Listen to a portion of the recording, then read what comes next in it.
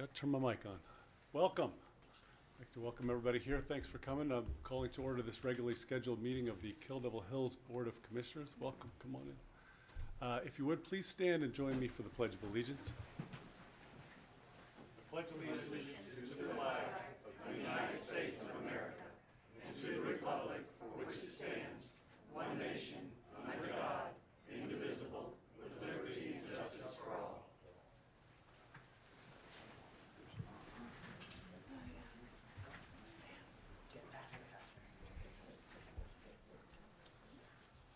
For those not familiar, we also start each of our meetings with a short moment of silence. I would ask you to keep the families of everyone involved in the terrible crash recently on Hatteras Island in your thoughts and prayers. If you would, please join me for a moment of silence.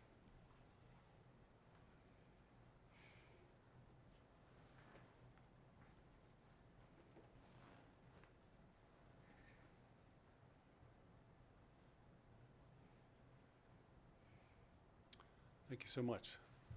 Again, great to see everyone in the audience. It's that time of year. We've got lots on the agenda, so we will get right to it. First, we were looking at our agenda. Any thoughts about the agenda before we get going? Make a motion to approve the agenda. All right. We have a motion and a second on the floor. Any further discussion? Hearing none, please indicate, say yes, say aye. Aye. All opposed, nay. Motion carries. Tripping on my tongue this morning, this afternoon. First item on the agenda is a public hearing for our special use site plan, and our attorney, Mr. Varnell, will get us started. Perfect. So this first public hearing will now come to order. The town clerk is going to be taking a roll call right now of all of the members present. Commissioner Windley, Here. Commissioner Ingram, Here. Mayor Sproul, Here. Commissioner McAvoy, Here. Commissioner Gray. Here. Mr. Attorney, all are present and constitute quorum. Hey, clerk, so public hearing item number 1A is a site plan review, 207 West Martin Street, proposed cluster home development in the low-density residential zone, including 10 three-bedroom and 11 two-bedroom long-term residential units. I'll give a quick overview of this process, guys. We are in quasi-judicial mode, so we've got evidence, things of that nature that may or may not be presented, but we are in a quasi-judicial proceeding. And the reason for that is because this is a special use. And according to North Carolina statute and our code, all special use permits must come through the quasi-judicial process. So the applicant's going to lead off and present his or her case. The applicant's witnesses, if any, are going to be subject to questioning by the board and the town if we have any questions. Town will then present any evidence it might have. Same, town's witnesses, whoever they may be, are subject to questioning by the board and the applicant. Other parties at that point shall then present their evidence and are also subject to questioning by the board. The applicant, as to anyone who speaks, is going to be allowed a short time for rebuttal to this evidence. I would note clearly there may be third parties here speaking, so non-town affiliated, non-applicant, and opinions can be given, things of that nature. It's up to you, the weight and credibility you give to any evidence, not just of third parties, but also of the applicant in and of itself. For example, property values. If someone testifies, because that's what's happening right here, if somebody testifies as to a decrease in property value, for example, there would need to be substantive evidence to support that, appraisals, things of that nature. So again, I don't want to get too far in the weeds because I know you want to let people speak, but just pointing out to you that this is a more formalistic procedure, and in any event, once all evidence is presented, the hearing will be closed, and you guys will then begin your deliberations. For everyone's information, there are 4 standards required by North Carolina law that must be considered, weighed, and you have to make findings as to these particular standards before you vote yay or nay on the proposal The standards are that the proposed use does not materially endanger the public health or safety. The proposed use meets all required conditions and specifications of the town's ordinance. The proposed use will not substantially injure the value of adjoining property, or in some cases, the proposed use is a public necessity. And the proposed use will be in harmony in the area in which it is located, and otherwise be in general conformity with the local government's comprehensive plan. As far as testimony, would like to point out to everyone that anyone who's offering testimony is going to be sworn in by the clerk, because again, this is under oath. And town clerk is going to take care of that when you stand up. So when you're called to the podium, do please state your name and address for the record. That'd be great. And at this point, I'll ask if the applicant has a statement to make.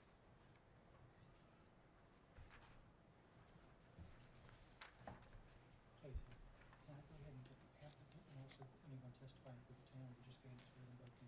Okay. For convenience purposes, Cameron, are you speaking for the town tonight? Yes. If you would, just be sworn in as well. And we'll get to any other third parties.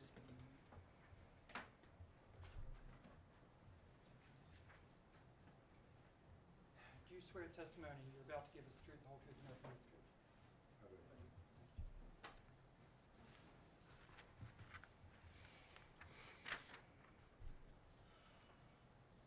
My name's Eddie Goodrich, and I'm the applicant tonight. I see there's a lot of people here, and I'd just like for them to realize that things that are happening elsewhere in the county or elsewhere in the town of Kildover Hills have nothing to do with what we plan to do. What we plan to do is to build long-term affordable housing and for the people that live and work in Kildover Hills. What may happen somewhere else in Dare County is irrelevant compared to what we plan to do. We plan to build 21 houses on approximately 2 acres. It's a cluster development. Some people call it cottage courts. There's about 4,000 square foot per house. The houses are less than 1,500 square foot of heated area. There's access on Martin Street, but also in this particular location, you can leave and go back through down Martin Street. You can access the schools, all the playgrounds, the high school, middle school, elementary school, all the football field, all the soccer fields, all the baseball fields and everything, and never even have to get on the bypass. I understand that just the word cluster housing seems to be something that people oppose. It's not bad. It'll have a private driveway, and only the people that live there will be there. If you have any questions, I'll be glad to answer them.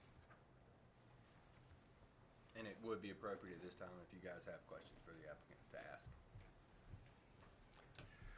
One question. Yes, sir. One observation with kind of cluster homes, as concern has come up, is how much space do you have between houses? When I looked at the plans, it seemed to be in pairs. You have kind of two together, parking, and another one. Can you just give us a ballpark of how much space is between the homes?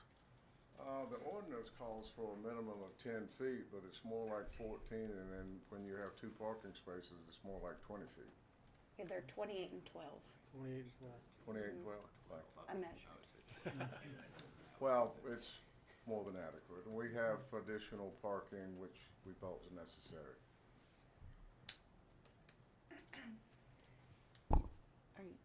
I'm good. That was my first question. It's not in your site plan, but you just mentioned, so I thought I would ask. You just mentioned affordability. We know that it's long-term, but you also mentioned affordability. Can you give us I wish I knew what that meant. Yeah, Because I nobody in think Dare it County would- seems to know what Right. affordable is. right. And I I'm not agree. sure that I know. I know we brought in Randy Saunders as a partner to build, and his reputation is very good. And we can build and sell houses as cheap as anybody, and that's what we intend to do. We don't see this as a big money maker. That's not what we're trying to do. We're not doing it for free. Nobody gave us $35 million. So, but we're doing our part. and we're doing it in a good location. I think it'll be an improvement to the community and an improvement to the neighborhood, for that matter. It'll have central sewage. You won't have to worry about septic tanks. It's actually butts up to a commercial zone with Walgreens, Starbucks, and AutoZone. So it's not in the middle of a residential neighborhood. It's adjacent to it.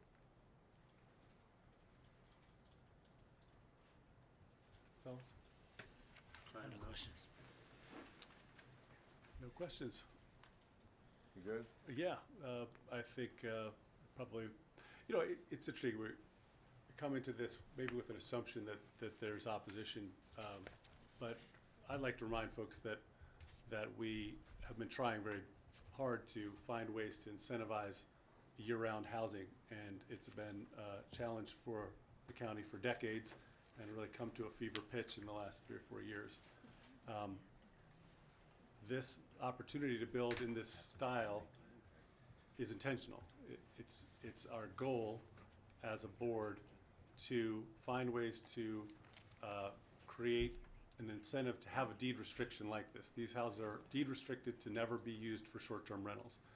And to my mind, and I've said this in many other meetings, but I'll always take another opportunity to do so, that it's the ratio of short-term to long-term that is really our housing challenge. Affordability is secondary to that. There are just not enough year-round residences to live in for all of the employees that our businesses need to run the beautiful place that we have. And I mentioned in an email to a constituent recently, when talking about the sort of incentives of the market. The market is the fact that everyone's land has gotten to be so expensive. Land underneath your house, my house, over $100,000. 20 years ago that was $10,000. Because that land is so expensive, it really incentivizes property owners to build to the maximum. So you see a lot of houses being built these days that are 4-bedroom, 5-bedroom, come on the market for $650,000. Really out of the reach for a lot of people. And a lot of times they end up being vacation homes or something else.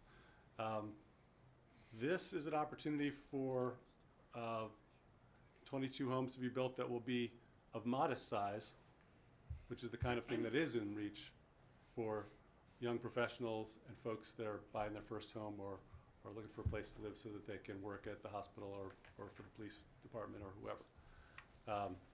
So we had hoped that something like this would come along, and Eddie has got a good-looking plan here that has some nice aesthetics, which are not our business, but nice to see anyway. And I think it's been mentioned in the media a bunch. There have been a lot of studies about what our need for year-round housing is, what our need for workforce housing, whatever you want to call it. And the studies say that we're 2,000 units short. It'd be great to take those out of a rental program and put them into year-round housing, but how do you do that? This is one thing that we've done that has incentivized this to happen, so it'll be the first modest-sized houses to be built in a while, certainly in this number, and I'm, for one, glad to see it happening. These houses will be around 1,200 square foot, 2-bedroom, 2.5 bath, and 1,400 square foot, 3 bedrooms, 3 baths.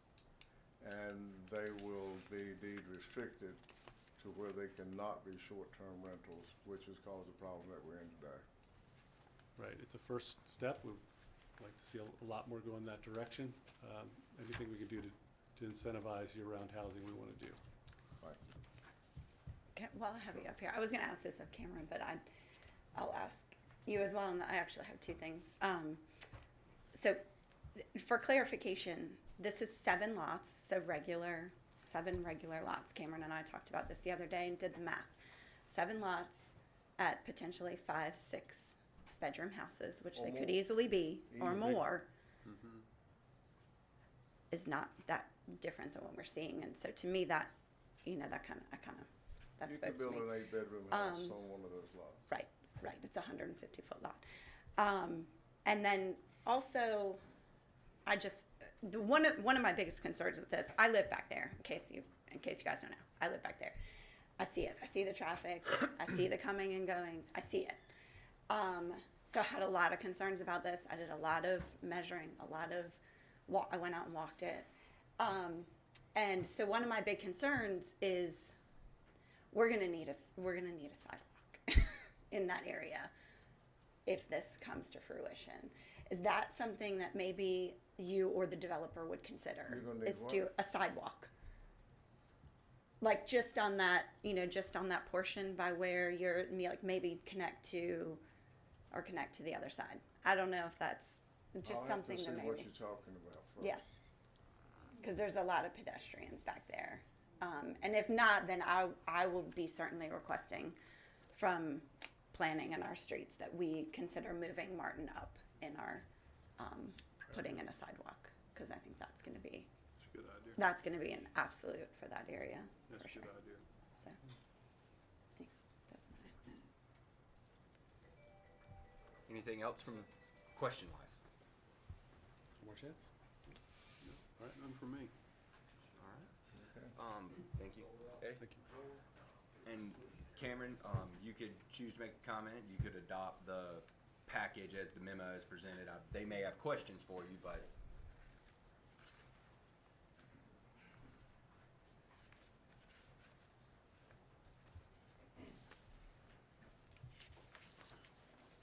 Good evening. Cameron Ray, Assistant Planning Director, Town of Killable Hills. On behalf of the town this evening, I would like to include in the testimony that the submittal for the site plan review at 207 West Martin Street for the special use for a proposed cluster home development in the low-density residential zone, including 10 three-bedroom and 11 two-bedroom long-term residential units, meets the town's zoning requirements as submitted. You will see in your packet outlined for some tech review comments that were gone through from the original submittals to get us to this point. But before coming to you tonight, the applicant did meet all the requirements of our zoning requirements. I'd be happy to answer any questions about those or any questions about the packet. Ivy, you got your question answered?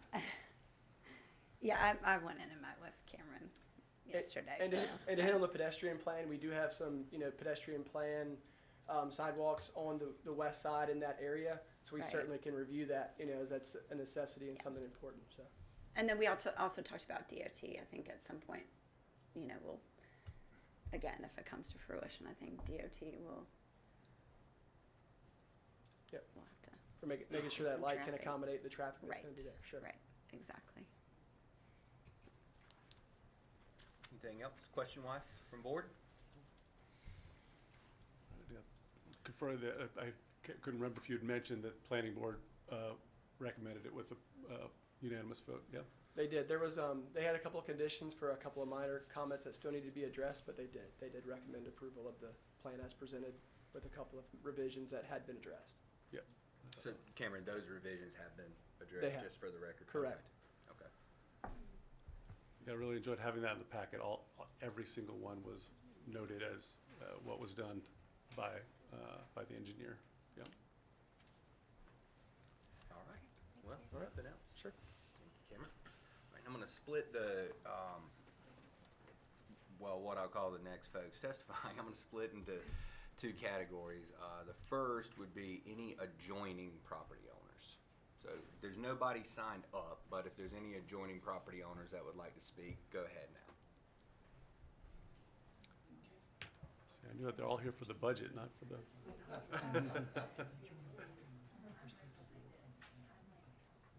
Oh, okay, yeah.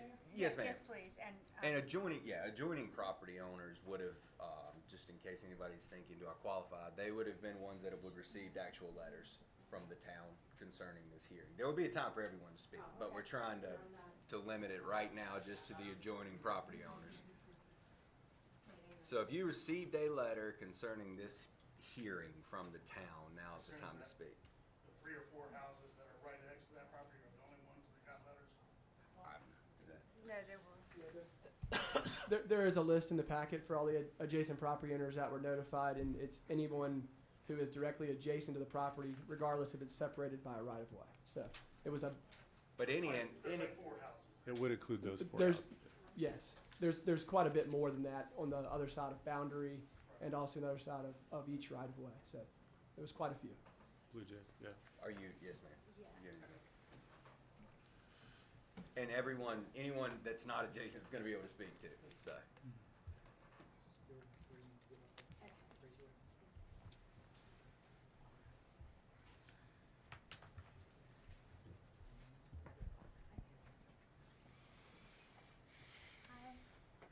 Hi. My name is Ashley Pack. I live at 206 West Atlantic.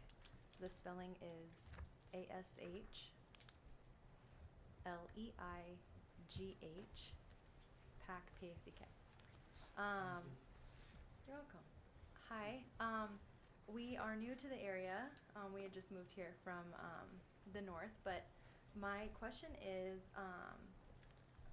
our backyard extends back past, and then we have like that groove, and I might be incorrect as to like where it's located, but is that, there's like a kind of a dip behind Starbucks and then it turns of like water, a trench, is it gonna be all the way backed up to that? Or am I like in the totally, Yeah, so I can probably pull it up for you, but no, so if you know where Starbucks and Walgreens is, and there is the drainage ditch right behind Right. Starbucks that's still Right. open.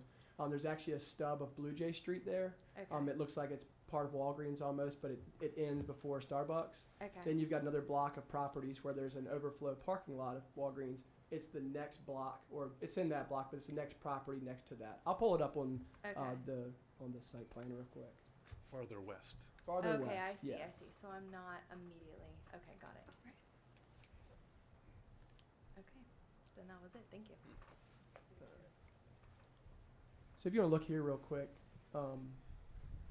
that parking lot where overflow for Walgreens is, if you can see on my cursor here, it's this lot here. Starbucks would be in this vicinity, and Walgreens would be here. So you've got the Blue Jay right of way, this parking lot, and then it's this parcel here along Fox Street and Martin Street and Boundary Street to the south. You've probably seen it. The Fox Street is just gravel. It actually is a dead end there, and then Boundary Street is also unimproved. So it's in that wooded area there. If that helps. Sure. Any other adjacent property owners? All right. Well, anyone, and I guess this is crucial, anyone who has opposition is now allowed to come up and make a statement. And again, come right over here to the clerk, please, for Sport's swearing allowed. in. Sport's allowed too, right?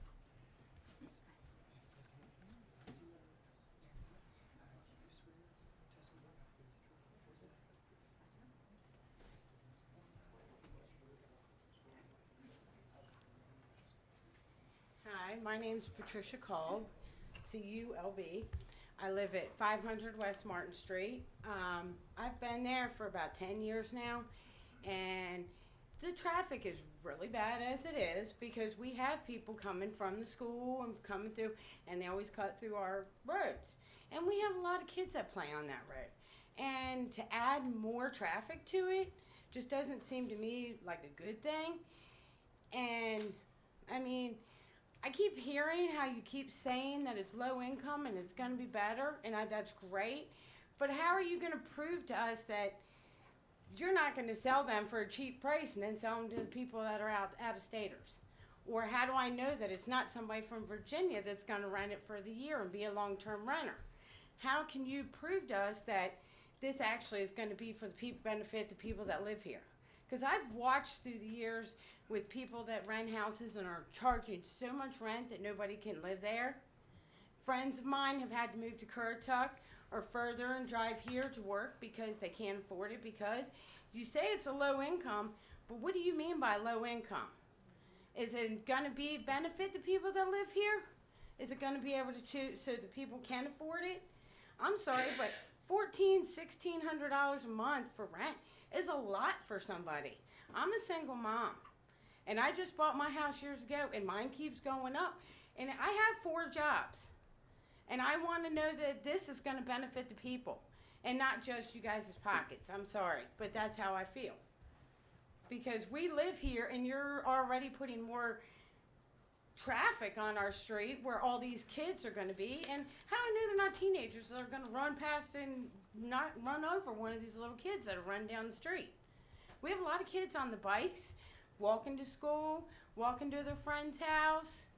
I walk up and down the street, go to Walgreens, and it's in there. You gotta watch it because people ride up and down the street. There's nothing that says that we're gonna obey the speed limit, and now you're adding more traffic. And I just feel that it's hard for the people that live there. I bought my house and I love our development. Everybody's respectful, but now you're gonna add 20 some more houses that people we don't even know and know if they are the ones that live here. Or if they're from Virginia or Maryland. And they get a cheap house. Cool, let's buy a cheap house. That's all I have to say. Thank you. Thank you. All right. So just start coming up if you want to talk. Haven't seen any first. To be sworn in first.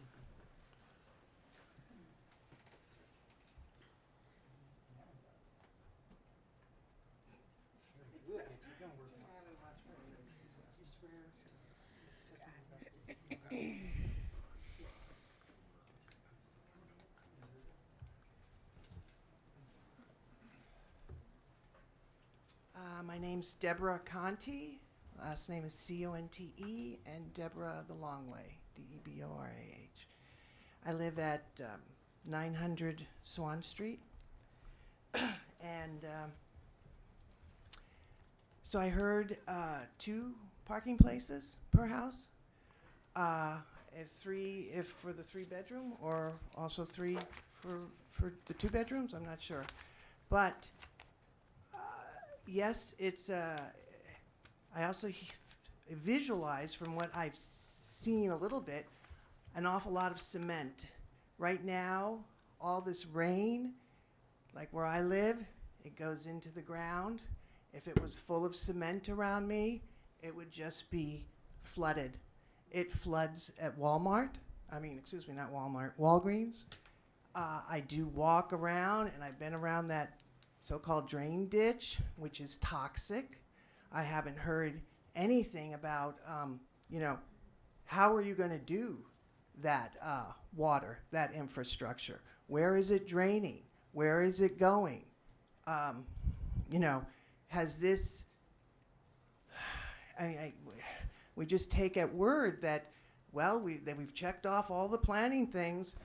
I really would like to, I don't see the vision of having a lot of cement and no yardage for this water. We have incredible rainfall. I mean, you've been down on the 12, you know how it floods. And what happens to that drainage ditch, which is already some kind of toxic ooze as it is.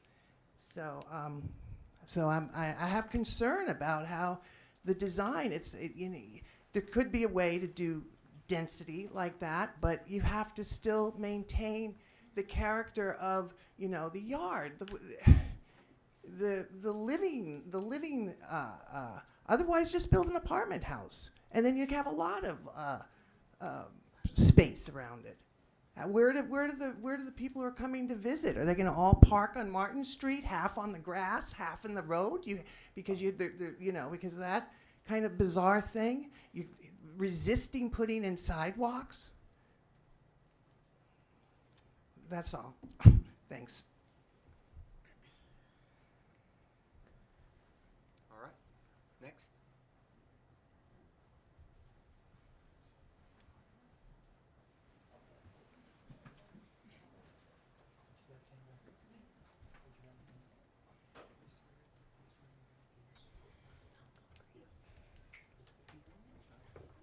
It's good to know. Bring it up later. Sorry, I'm a little bit nervous. I don't like doing this type of thing. Jeremy Owen White. I live at 808 Swan Street. I was born there. I've seen this place since it was dirt roads. We own a property, my family does, directly behind us on 6th. A house and a property, one with nothing built on it. So one of my questions is, do I get to go to that property and build 3 houses, even though it's the same size lot as one of these? If I try to do that, you're going to say no.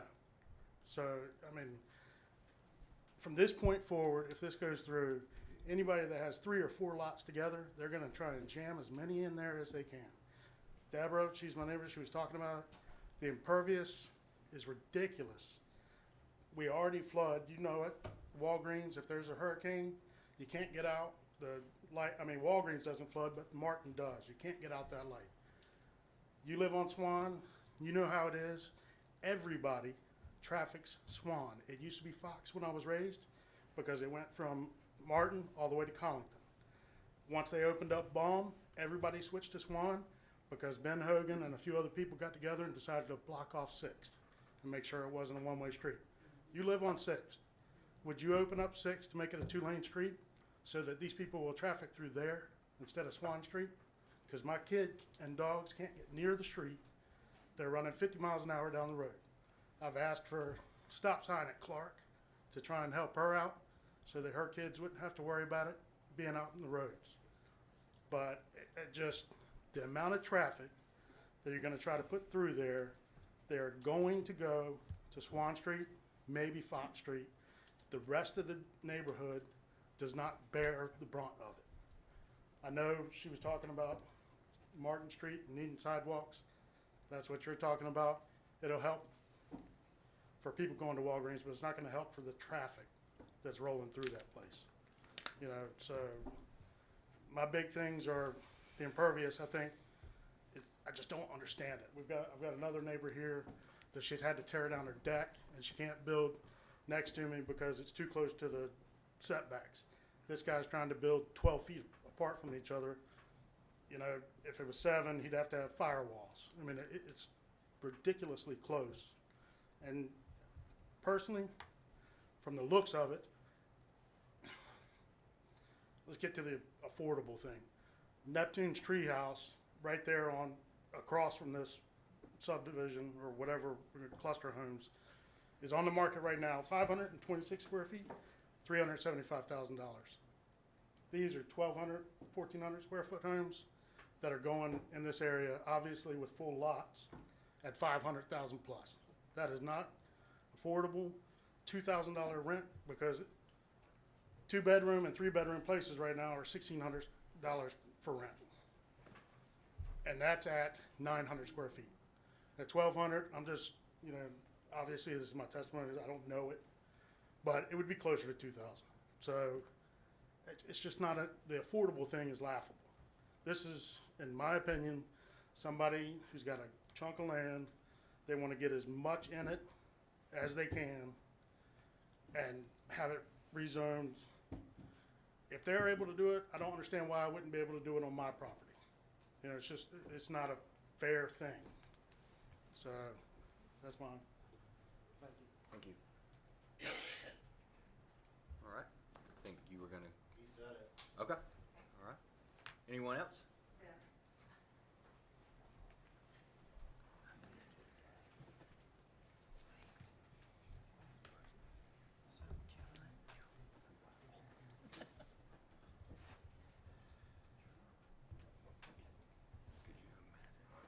My name is Christine Wolf.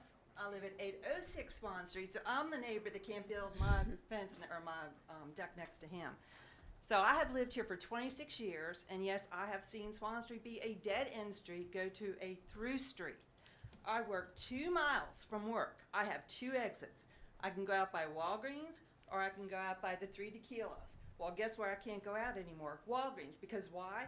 Do you know how many people cut through Starbucks in the morning because they can't make a left-hand turn? Almost every single frickin' one. You know how many cut through the AutoZone to go through Starbucks to get to Walgreens to turn left? I do it because I can't get to the light. When I go to try to go to work in the morning, school, all those kids coming to school. If I'm trying to get out at 3 o'clock, cannot get out by 3 Tequilas because the traffic is so bad. I can't even make a right-hand turn or a left-hand turn to get off my road to get to work. So now you want to put more buildings there, more traffic. It's just not happening. And everybody knows, again, same thing. I can beat a dead horse. It floods at Walgreens. Every single frickin' store. So you're looking at a lot more traffic. It's just, you're just making the situation worse. I get affordable housing. I'm all for it, but I agree with everything everybody said. What is affordable? I bought here 26 years ago. Could I move here now? No.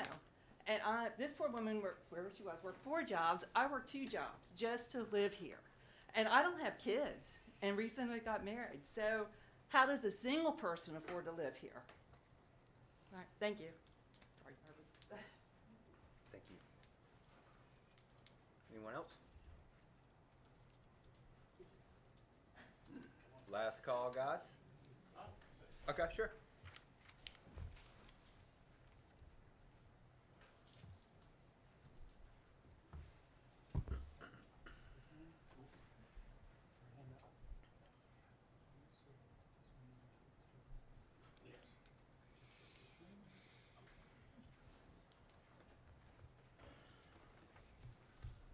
My name is Carl Iuliucci, I-U-L-I-U-C-C-I.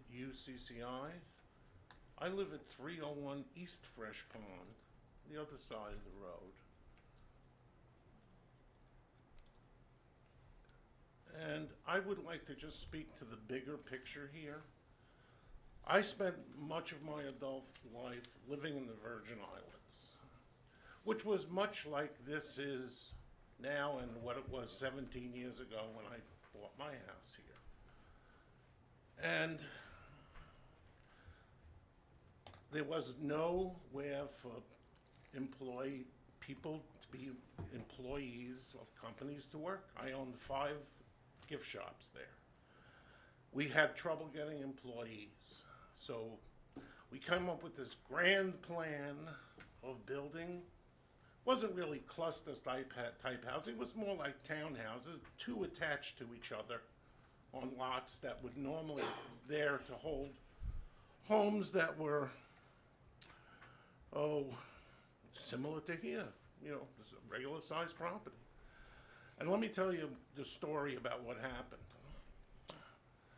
I spent 7 years there. I saw those cluster homes be filled with workers that couldn't afford them because they were still out of reach for the average person.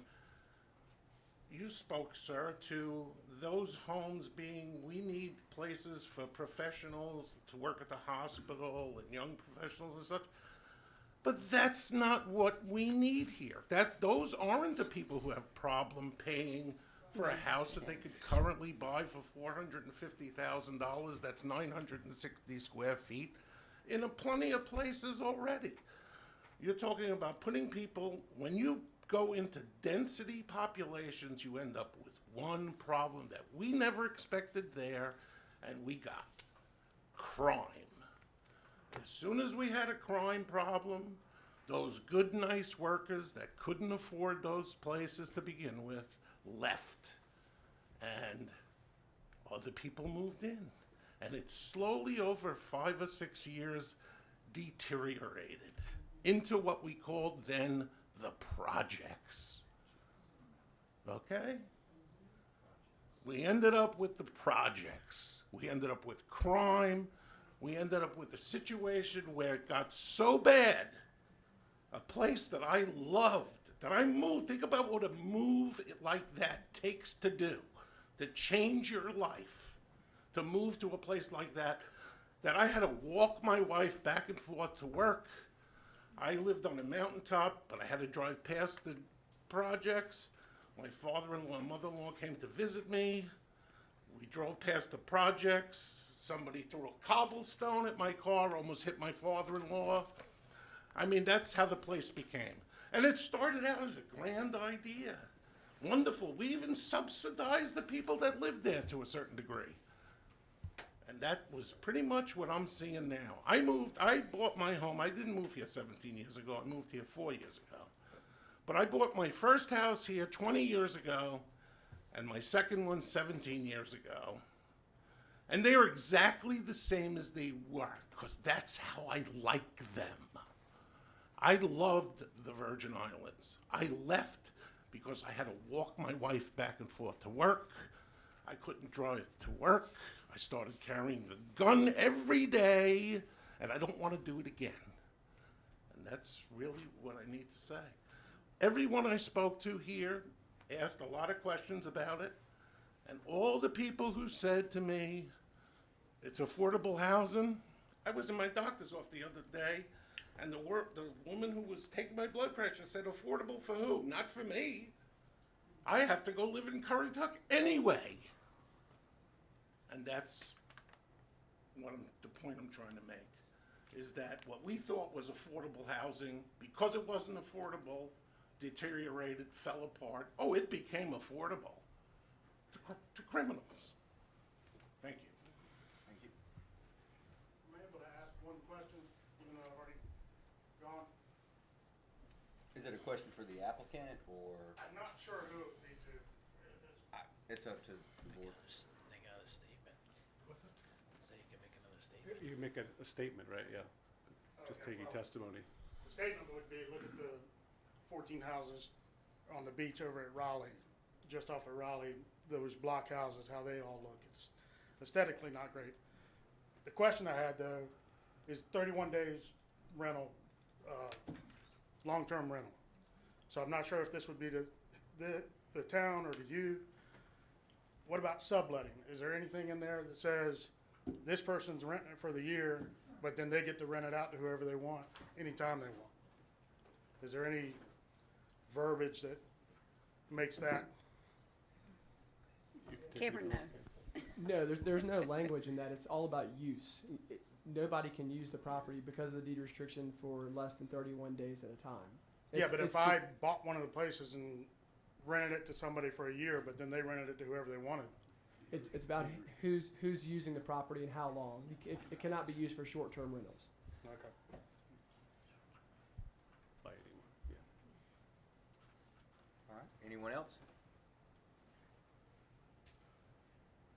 All right, the applicant, if they choose, can make a short statement or any form of rebuttal to what's been presented.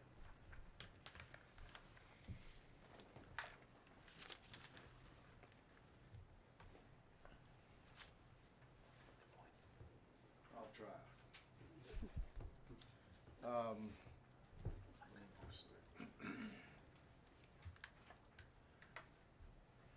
First of all, is Mr. Pittman here? Mr. Pittman is the man I bought the property from, and recently at the Dare County Commissioners meeting, the gentleman that sold the property came and complained about what the man was doing with the property that he sold it. So I'm glad to see Mr. Pittman's not here. In regards to stormwater, we have a stormwater management plan that's approved by the state of North Carolina. I never said anything about low-income housing. In regards to the criminals the gentleman's talking about here, there's some around Dare County already that might live next door and you don't know about it. We'll require everybody to have a credit report and a background check. The reason that you might not be able to do it on your piece of land is because it requires 1 acre of land in order to have a cluster housing or cottage court. If you got an acre, you can, Well, I know, but from this point forward, anybody that's got 2 or 3 next to each other. quite frankly, I agree with you. No, I agree with a lot of what you people are saying, but what I don't agree with is that you think who lives there is gonna be something or someone better or worse or not a neighbor. I don't know why you feel that way. You don't know these people. For every one person here that has concerns, there's 100 families in Dare County that need a small house to live in. So, I understand your concerns, but I think, a lot of you people that bought your house 5 years ago, or 6 or 7 or 8 years ago, that cost $300,000, now it's worth $600,000. So what are you complaining about? People need somewhere to live. Yes, ma'am.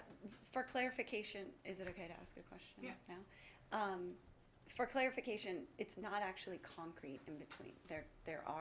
It's Pervious. it's a pervious surface. I'm not saying it's a yard. I'm just saying that is a fact. It's not concrete, There's which is actually really important. a 20-foot drive aisle, and then the It's all parking spaces will be paving blocks, which are bricks. It'll be quite attractive, quite frankly. And if you want to show the Well, more rendering is importantly, it'll pretty- be water goes through it, Right. is the more Right, important part. Right. Impervious. It might be a good idea to see what the houses will look like. They're similar to this. The roof may change a little bit. I mean, at this point, I'm thinking about painting them white with black trim and a slate colored roof. Maybe all of them the same color, maybe some different colors, but that's not nice. That's a nice looking house. So, and we've got a good builder, we got a good project, we got central sewage. It's basically 4,000 square foot per unit of land, which there are 5,000 square foot lots all over the west side and Kill Devil Hills.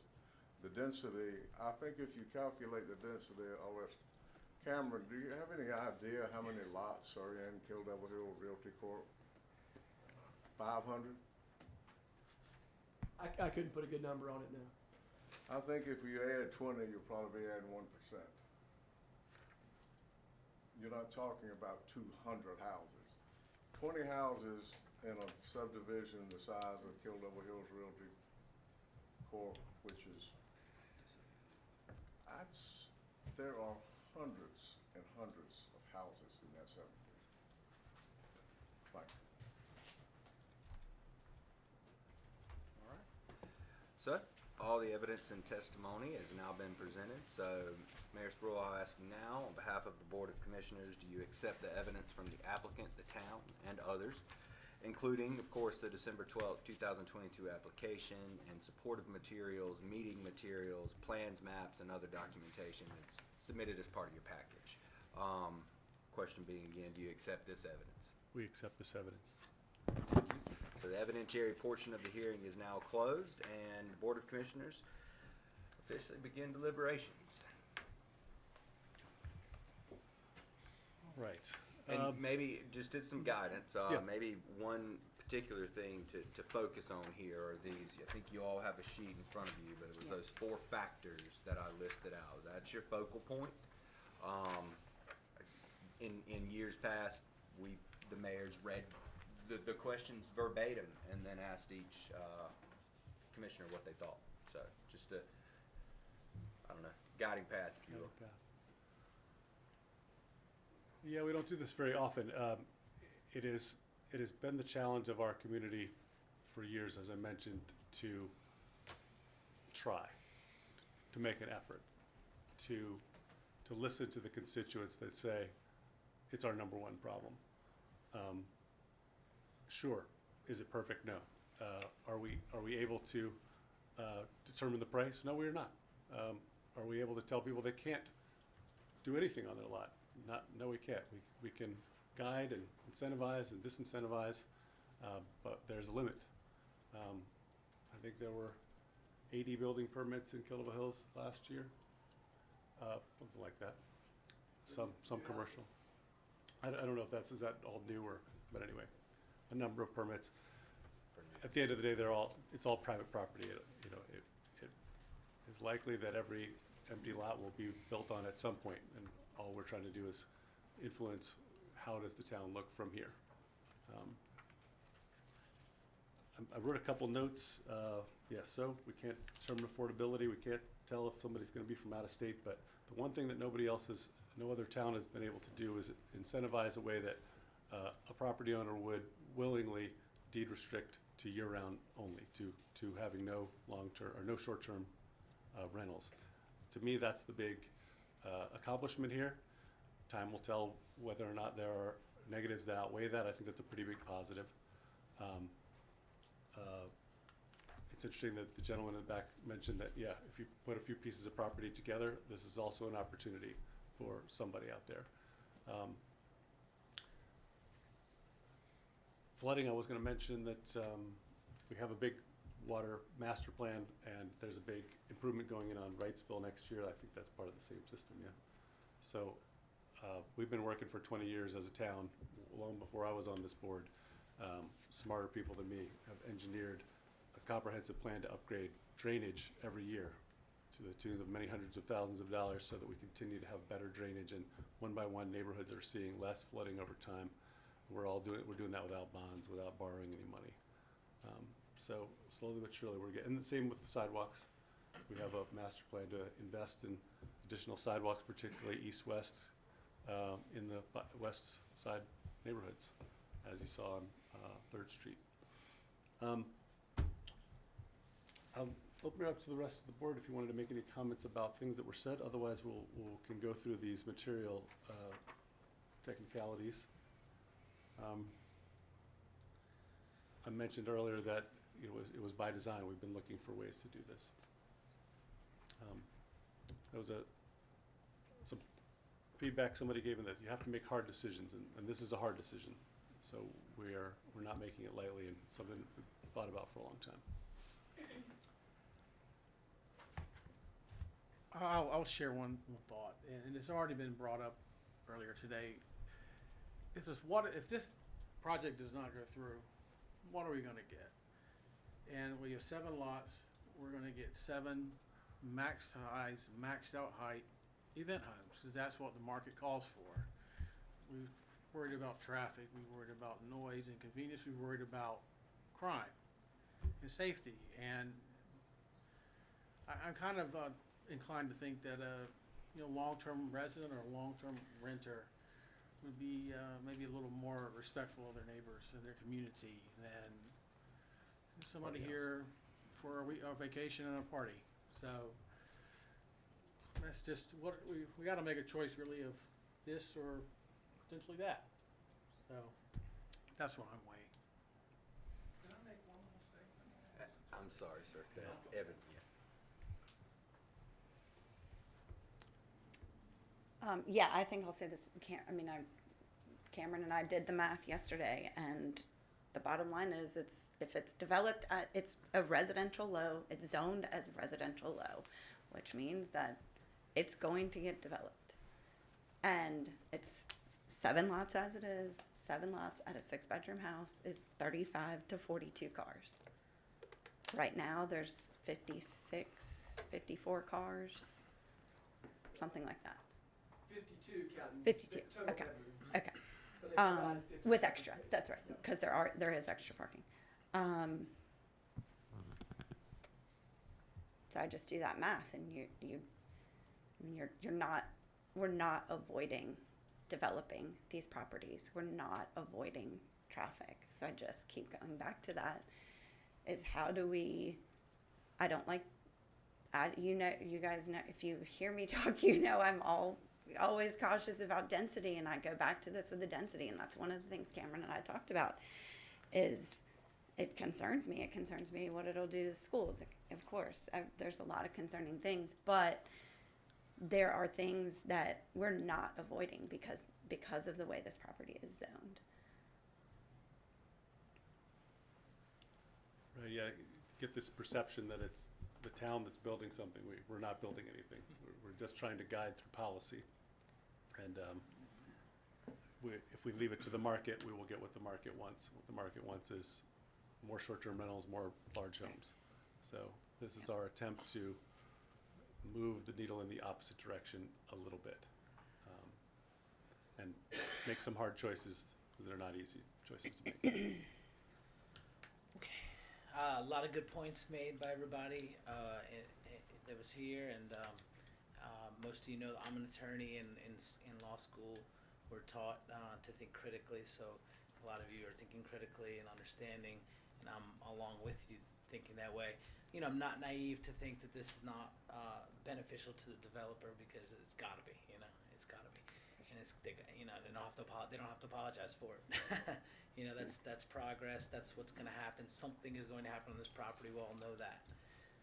I'm also not going to sit here and pat myself on the back and think that I'm solving some great problem, because I actually don't think it will possibly. I'm not saying this is going to solve some issue, at least for me. My fellow commissioners may disagree, but this could make a dent. But I could also see all these homes being bought and either held vacant, or just maybe rented year round. But the value will be high. I don't think you have to ever really worry about project. I can't imagine that. But I think the value of these will always remain high, probably too high for any affordable condition, which is so it's not solving any problems. I can see the density issues in Kildare Hills. That's why we rejected the building behind the school, behind the football field over there. That's why we rejected it. All of us voted, well, 4 of us voted against that. So, you know, and we're trying to be conscientious with development. At least this is located close to the bypass. There's some ingress, egress abilities, and it's going to, you know, still going to create traffic situations for sure. We're just so dense as it is, and almost any development is just going to add to our headaches, all of us. So, but we can't stop it. Our job is to do what's legal here. You know, our job as commissioners, mayor, to, you know, to make sure all the rules are being followed.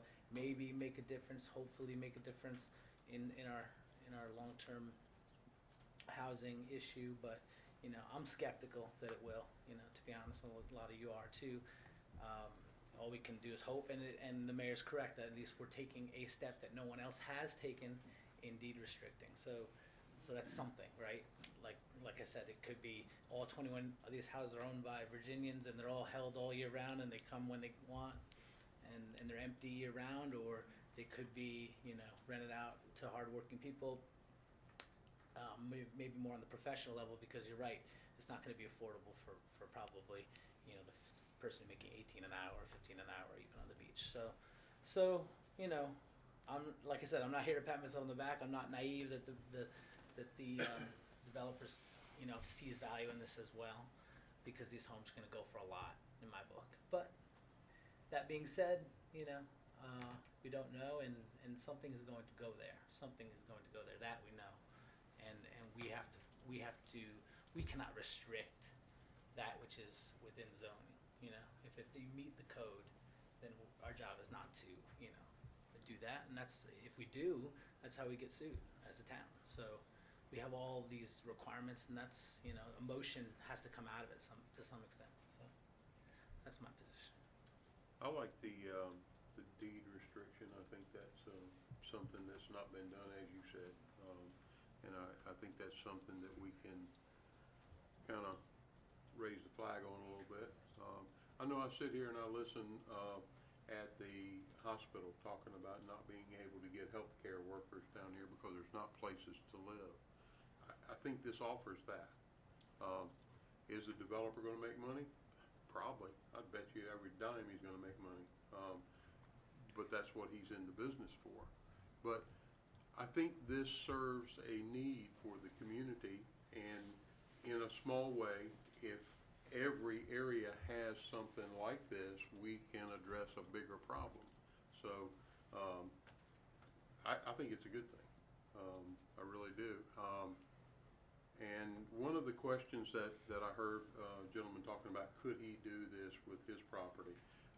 If he meets the requirements, then he can certainly make an application, and it would go through the process, you know, to try.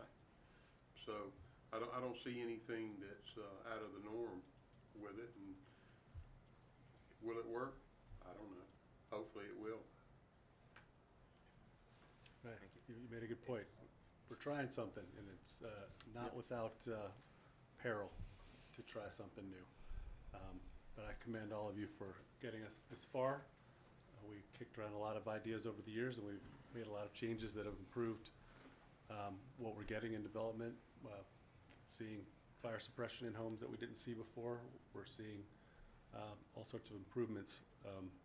Again, only time will tell whether we're making the right call, but I commend everybody for giving this a shot. I Mayor, guess that yes, for the puts record, us- if you would please go down these we're list of gonna- questions. Your required findings are pretty simple. Yay or nay? Yea as or to nay each on question. these 4 items about this for the public hearing purposes. The proposed use does not materially endanger the public health or safety or overburden the town's firefighting capabilities or municipal water supply capacity. It does not material endanger. I think that's in the affirmative, that it does not. Well, and you guys are gonna do the same, so it's not by consensus if you'd each individually give your yay or nay. Yay. Yay. Yay. Yeah. Yay. All right. The next one is, the proposed use meets all required conditions and specifications of the town's ordinance. Yeah. Yay. Yay. Yay. The proposed use will not substantially injure the value of adjoining property, or in some cases, the proposed use is a public necessity. Yay. Yay. Yay. Yay. Yay. The proposed use will be in harmony with the area in which it is located and otherwise be in general conformity with the local government's comprehensive plan. Yay. Yay. Yay. Yay. Yay. And may I just ask, and you got, Mayor, you can speak on behalf of the board, as far as deliberations concerning these items, are you guys adopting your deliberations had just prior to going down this list? Is it fair to say that you guys are adopting that as your deliberations on these items? That's the Yes. consensus, yeah? Yes. Yes, I made my point. Okay, good.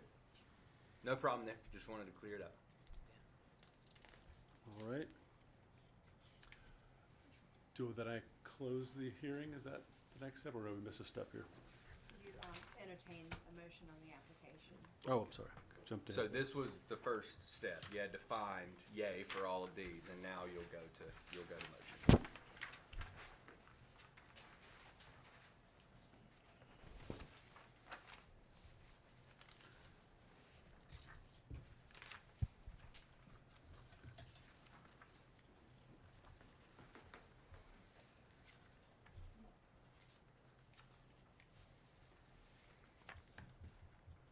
You would simply, Mayor, if I may, entertain a motion to approve or disapprove the applicant, obviously based on the questions that were just answered. I'm Right. assuming that would be a motion to approve. Right, sorry, got a little short up in my plan there, there we go.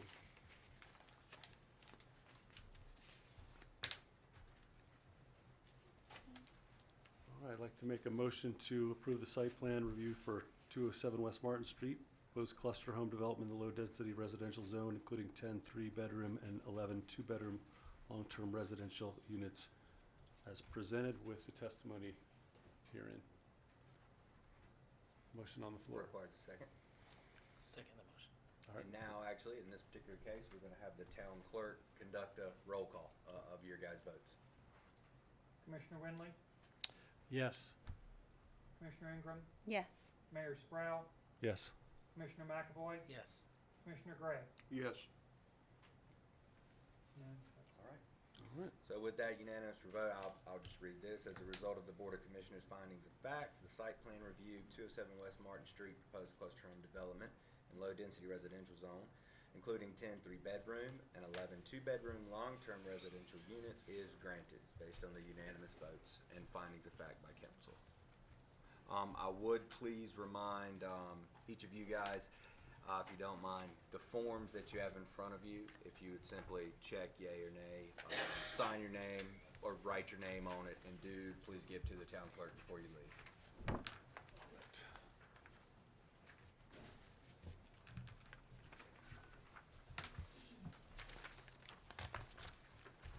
All right, with that concluded, I guess we are We're moving moving to the second. on to the second public hearing, which is a zoning amendment request. And yes, Mayor, and this is not a quasi-judicial proceeding, so we're back in normal land, normal territory, if you will. I'll read just, again, the rules of procedure for this particular hearing. Notice of the hearings have been published in the newspaper and posted on town bulletin boards, which meets or exceeds statutory requirements for the subject matter. Copy of the notice of these hearings was also filed with the town clerk for entry into the official record. The town clerk's going to be recording all comments in a concise and brief manner. Submitted written statements will be recorded in a similar manner and made a part of the record of the hearing. They also, of course, must be submitted in full to the town clerk. If anyone's speaking at these hearings, please come to the microphone so that your statement will be recorded. There will be, however, this won't be under oath, this won't be testimonial evidence or anything. Again, we're back in normal land. If speaking, do limit your comments to matters relevant to the issue and to a 3-minute period of time unless you're speaking for a group or you submitted your statement in writing. In that case, you would get 5 minutes. So the second public hearing is now coming to order, and this hearing is called for the purpose of Kill Devil Hills Board of Commissioners to consider a zoning amendment request to Chapter 150.180C, Commercial Zone Density, to change density measurement to floor area ratio. Do we have a sign that? Okay. We do not have anyone signed up, so from the crowd, so I'll just ask, is there anyone in the crowd who wishes to speak on this particular zoning amendment request? All right, having none, I'm turning it over to you guys then All right. for discussion and then a vote. So, if you would, give us a quick review of floor area ratio and how we've used it in other zones. Yeah, so in quite a few other zones, we do use floor area ratio for the measurement for density for multifamily, cottage courts, cluster homes, hotel, motel.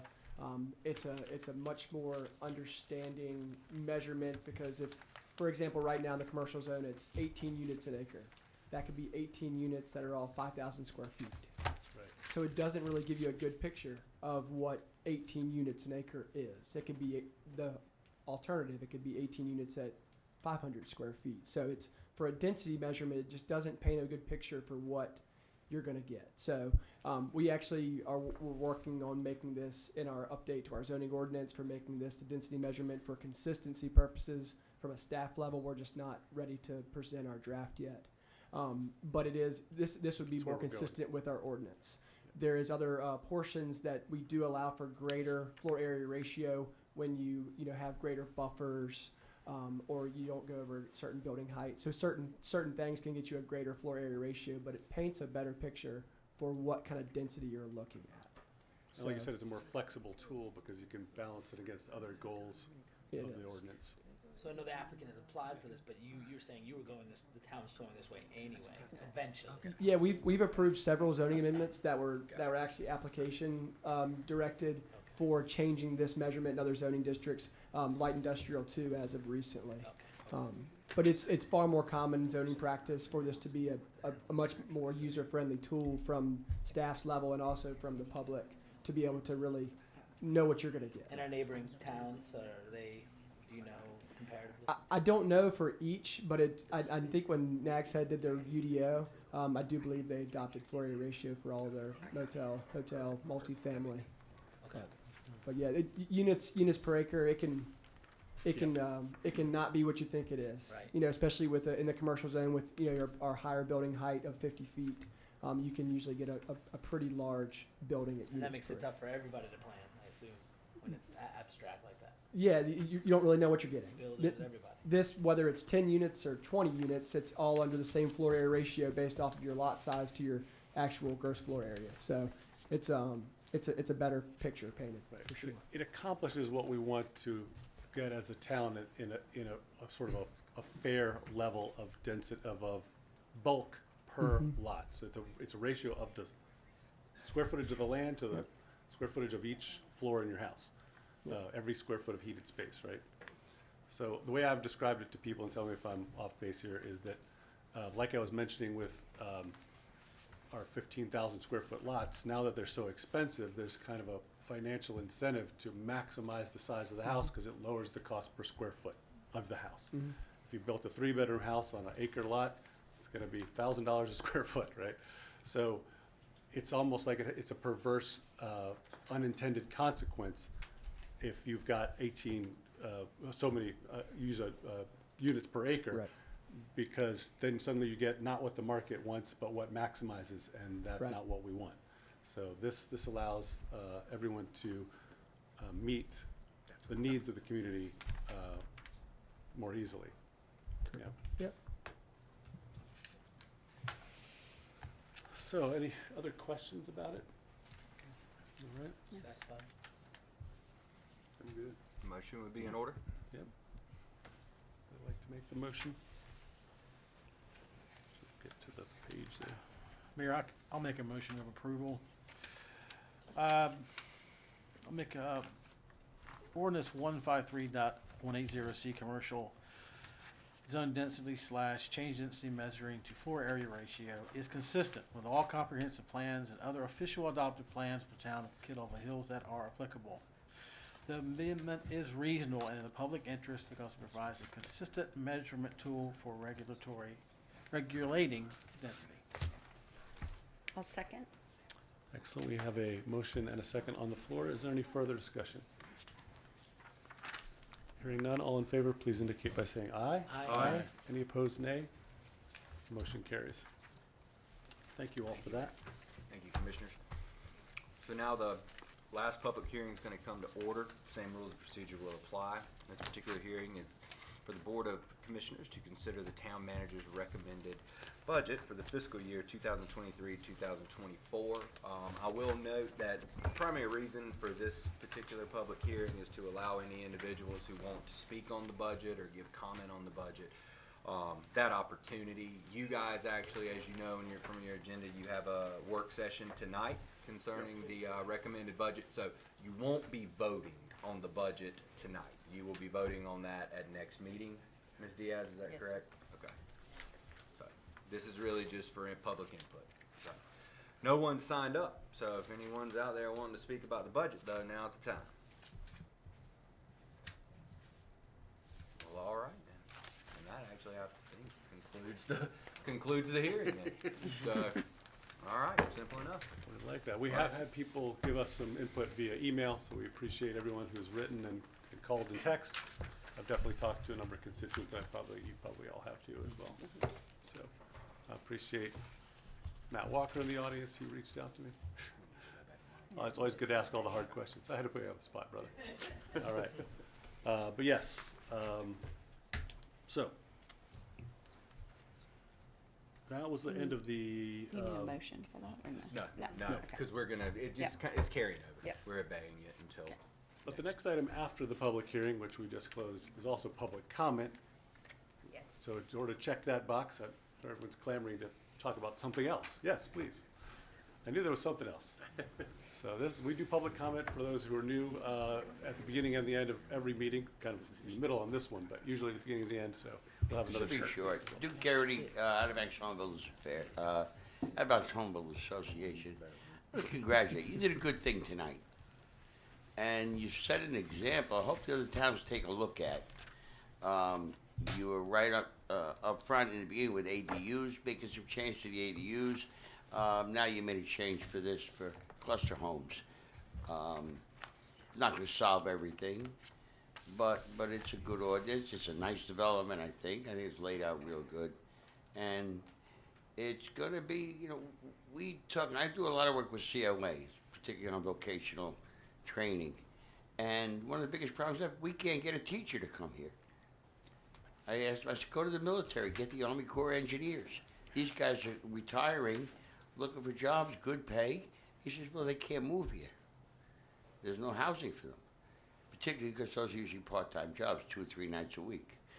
So maybe we'll see more of these. So I look at it again. I just wanted to give a little pat on the back and say, this is a tough thing to do because it's not popular with the residents, but you did it anyway. Staff did a great job putting the ordinance together, and it's going to help out. And I think it's going to look real nice when it's finished. Thank you. Thank you. One more call for public comment for anybody who's shy. Oh, Matt Walker. Sorry. You're gonna do it.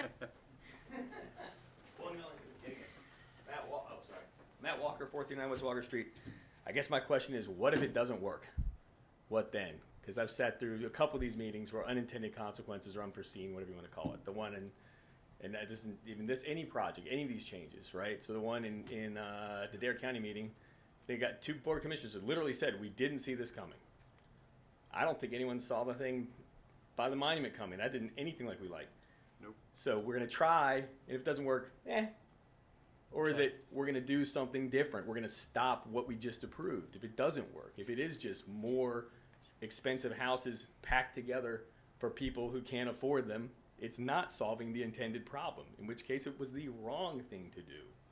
So then what do we do? And is there a ripcord built in? Is there some sort of sunset clause? Clearly not. I'm sure there isn't.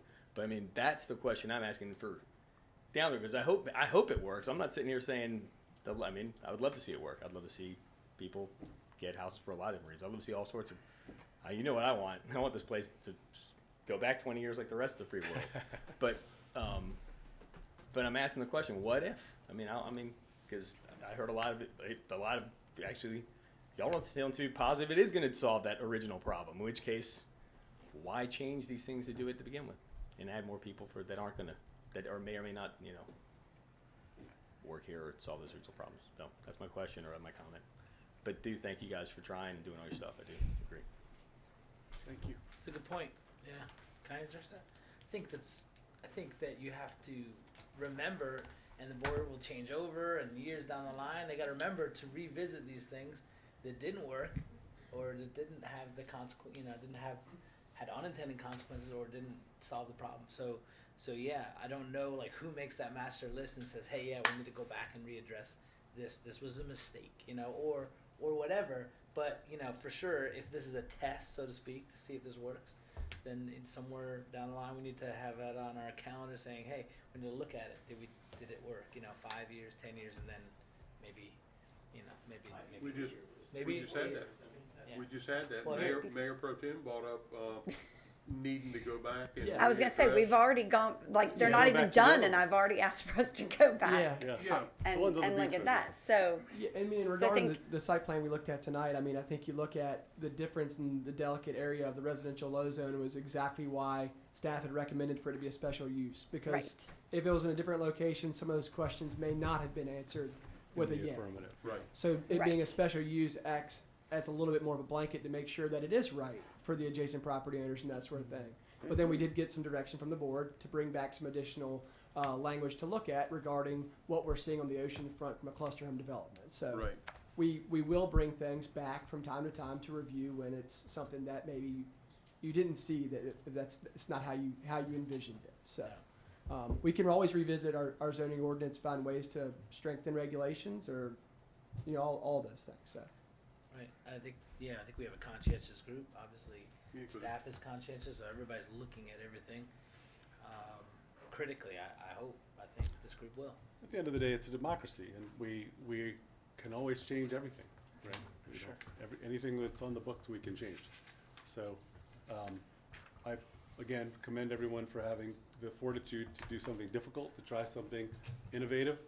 And there's the sort of structure of it, the closeness, the look and feel, all the other potential objections. And then there's separate from that, in my mind, is the deed restriction.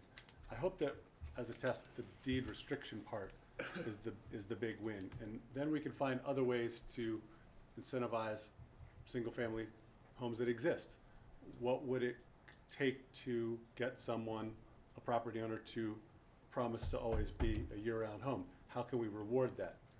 Is that a reward that can be done with cash? Is it some other incentive? It's all about the incentivization of making sure that some homes stay year-round, because the prices will run us all off this island if we don't do something, is my Yep. feeling, yeah. So, that's public comment. Any other response to public, or any more public comment before we kind of jump to response there, did we? Anybody else for public comment? We'll have one more chance for public comment at the end of the meeting. That was response to public comment.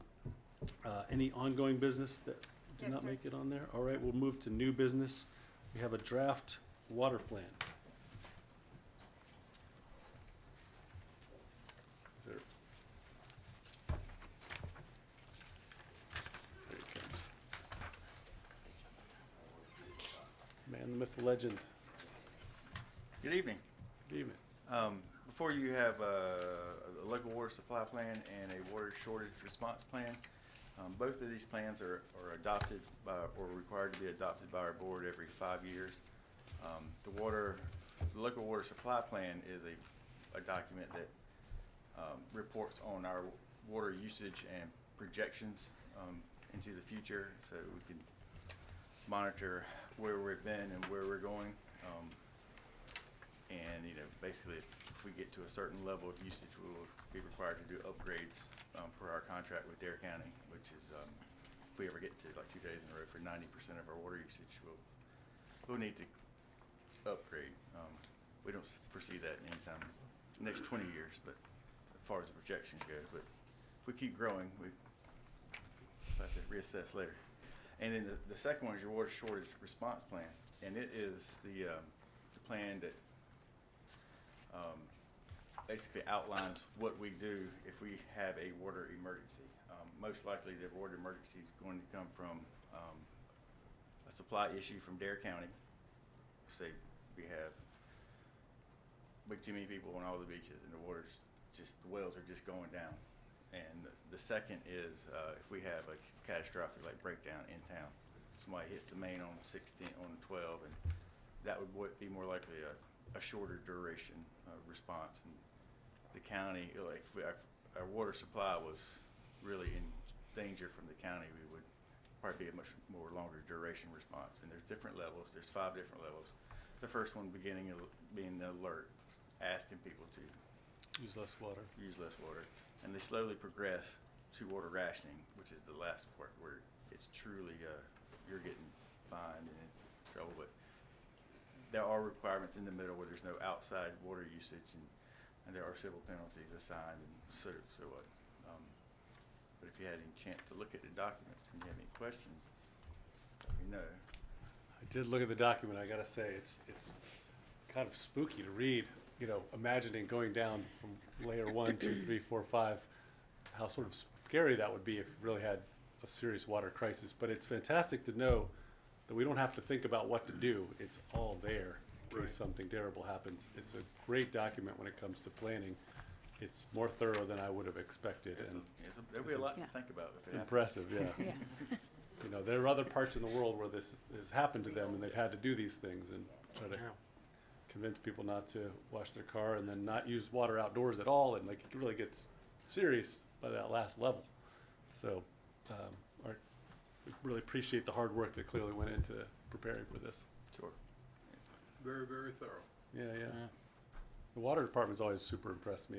I think we did a tour right when we came on the board, and really, for the folks who haven't seen behind the scenes, it's a pretty incredible thing, the managing of water for everyone in the town. Yeah, so thanks for all the hard work back there and everybody behind the scenes. So before you would have to adopt each one of the 2 documents, and there's the resolution in the Yep. packet with it. So we need, So you would have, there it is, the resolution adopting, right? Oh, sorry. There we go. So just making a motion to adopt this resolution. Is that Yes, correct? sir. both documents. Make this motion.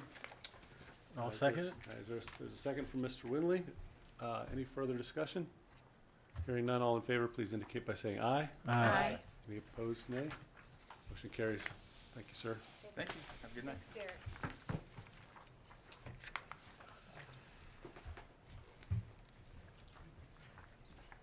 200 pages in this packet today. Gotta keep myself straight. All right. We are down to committee reports. Nothing tonight, Mayor. All right. Nothing. Ingram? Nothing. Nothing here. All right, good. We have a pretty full schedule otherwise, so. And commissioner's agenda, start again down here. We got enough to talk about tonight, Mayor. That's true, that's true. I was just gonna say, Debbie and I attended the emergency management seminar the other day, and yeah, it was very informative. A lot of really great speakers. And Chief was there. And congratulations, Chief. New grandbaby. I knew he has a new grandbaby that came somewhat mid seminar, and so I just wanted to say there is a lot of great information. There was a lot of great speakers. There's a lot of people working really hard to make sure that there is a plan for our county in the event that a catastrophic event would happen. And one of those things that's new is the web EOC, and they explained that later, which I know we're doing. He said that you had done the trainings and the crisis tracker, and so just for the public to know, because I think it's really cool. But this crisis tracker is a web-based program that would track, and it labels the destruction of you know, and we can take it as far as we want it. We can include every single structure, and we can just include grocery stores and, you know, the main things we need. But it helps to make some really database driven decisions, and I just thought it was really cool and worth a mention because it's, I mean, it changed our damage assessment, the software, night and day. it's incredible. From like- going from handwritten things in the field to bring it back to the office to enter it into a spreadsheet to then send it to Dare County. They can live see us in the field and what's affected with pictures and how affected. It's a game changer. Yeah. Yeah. And Drew's working on trying to drill down so that we can do by zip code, there's a lot of, very cool. Very impressive, a lot goes on Really behind impressive. the scenes Yes. over there. for Yes. Citizens of Dare County, Mhm. yes. Yeah, a lot of people involved, and I think it's important for everyone to know that. And they do a bunch with weather too. They're always pushing out weather Mhm. bulletins every time there's Yeah. difficult weather. I'm Yeah. sure you guys are all on that list, yeah. Yeah. So we They try to want share everyone that. to stop sharing the model with the typical model that we see, because that's not what the damage comes from. The damage Right. doesn't come from From that the cone, it's different. old school model. So So they're trying to have There's better sort data. of some movement towards more storm and, you know, water and things like that. So yeah. Yeah, predicting water level rise is a big one. Yeah. All those signs Yep, they yep. put out and everything. Yep. Anyway. Commission agenda? No. Not for me. Terry? No. All right, mayor's agenda, you have in your packet a great edit to the resolution in support of the municipal zoning approaches and balanced zoning changes to North Carolina Assembly. This is our resolution that we looked at the previous meeting and have refined. Basically, opposition to a number of House bills and Senate bills that are taking, just making some mistakes about taking control away from municipalities like us when it comes to the makeup of our towns and zoning, so. Motion to approve. We have a motion to approve. Second. We have a second. Any further discussion? Hearing none, all in favor, please indicate by saying aye. Aye. Aye. Any opposed, nay. Motion carries. Thank you so much for that. That is it for me on the mayor's agenda. Town manager's agenda. Yes, sir. How about consent agenda? Yes, sir. And the town attorney didn't have anything this evening. as Okay, he well. had to go. Yes. All right. Well, no, he didn't have anything. Oh, he didn't have anything. Okay, great. But We like it when he has nothing. And he did have to go, but yes, I do, as do I. Here you go. Wait, a hockey game? No. No, it's done. Well, that's over. done already, That right. ended last night. The minutes from the May 24th, 2023, monthly report, April 2023. Then we have some budget amendments. The first one is to record the revenues associated and associated expenditures for the IT software. This all goes back to our good friend Gatsby 96. To record the PEG channel support funds, to appropriate contributions received to the police department and the animal control division, and lastly, to appropriate funds for insurance claims filed through fiscal year 22-23.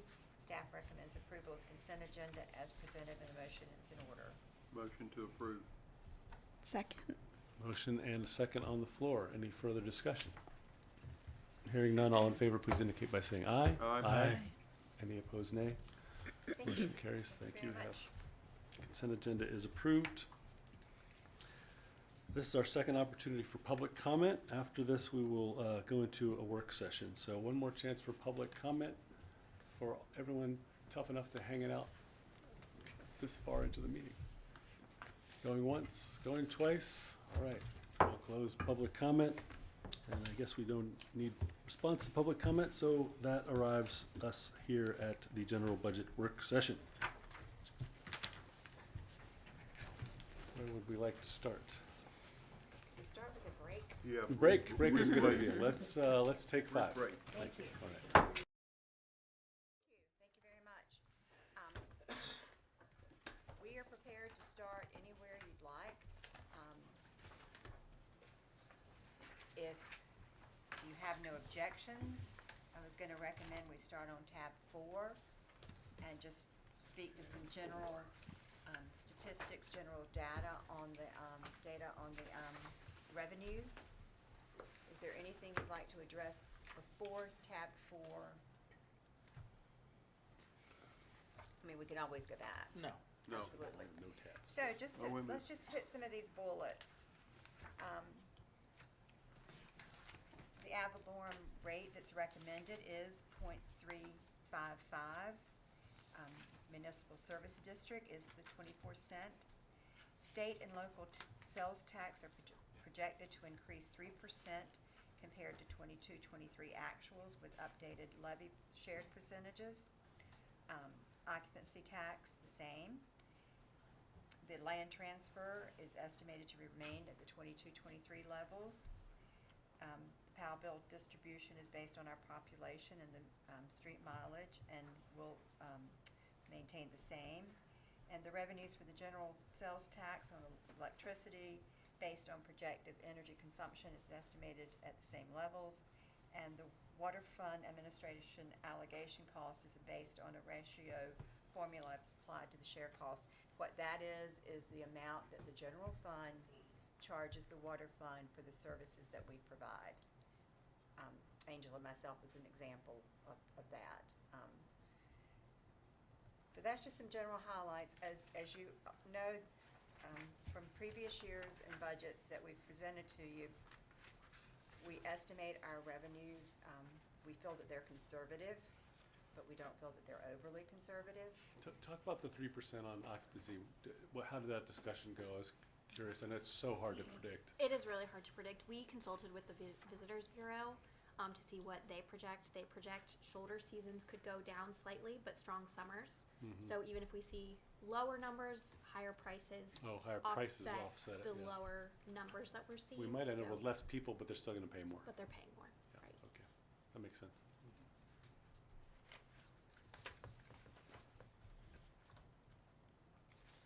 Do you have any particular questions on any of the revenues by line?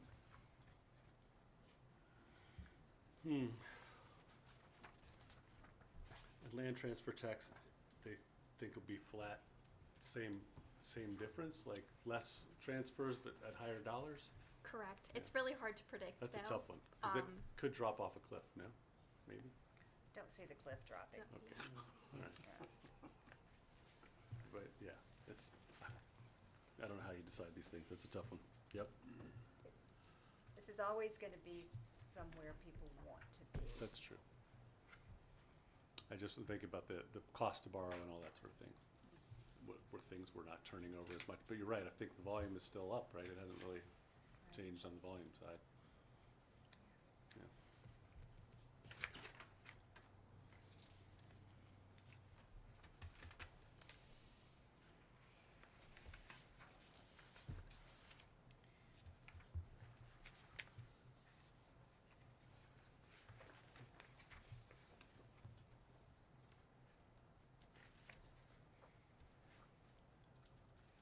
What I would suggest if the board is in concurrence is that we go beyond the summary on the expenditures and get into the individual departments. I recommend that because if there's a specific question that you've got about an increase, it's easier for us to explain it to you when we're in the department as opposed to the town as a whole, or the general fund as a whole. So with that, if you'd please go to tab 6. This is the administration. I will also tell you, throughout the budget, you will not see any recommended, new positions. Noticed What we that. are asking you for is a, workforce study. So chances are any new positions that would be recommended would be in your plan year budget based on the findings of the workforce study. So that's an outside contractor kind of Yes, thing? sir. Yeah. We could go to page 14. Again, for the entire town, both water and general fund, we're recommending a 6.5% COLA. In administration, we do have the necessary training for the staff, or certifications, the workforce or study that I indicated.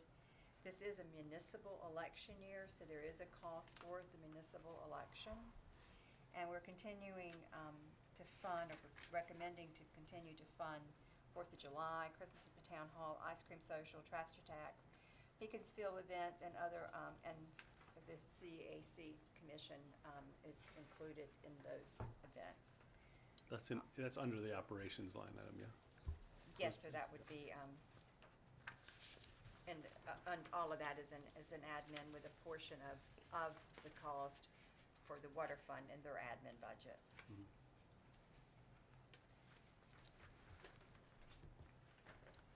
That's the special events line, Oh, special events.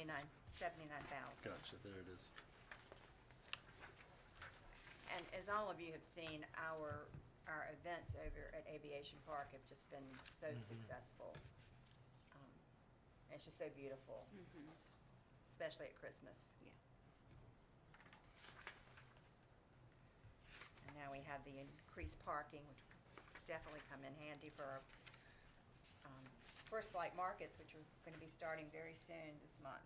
They did a great job on that parking too, They really mean, did. And you know, to do it Yeah, so themselves. They did super. Looks good. drainage on it and everything.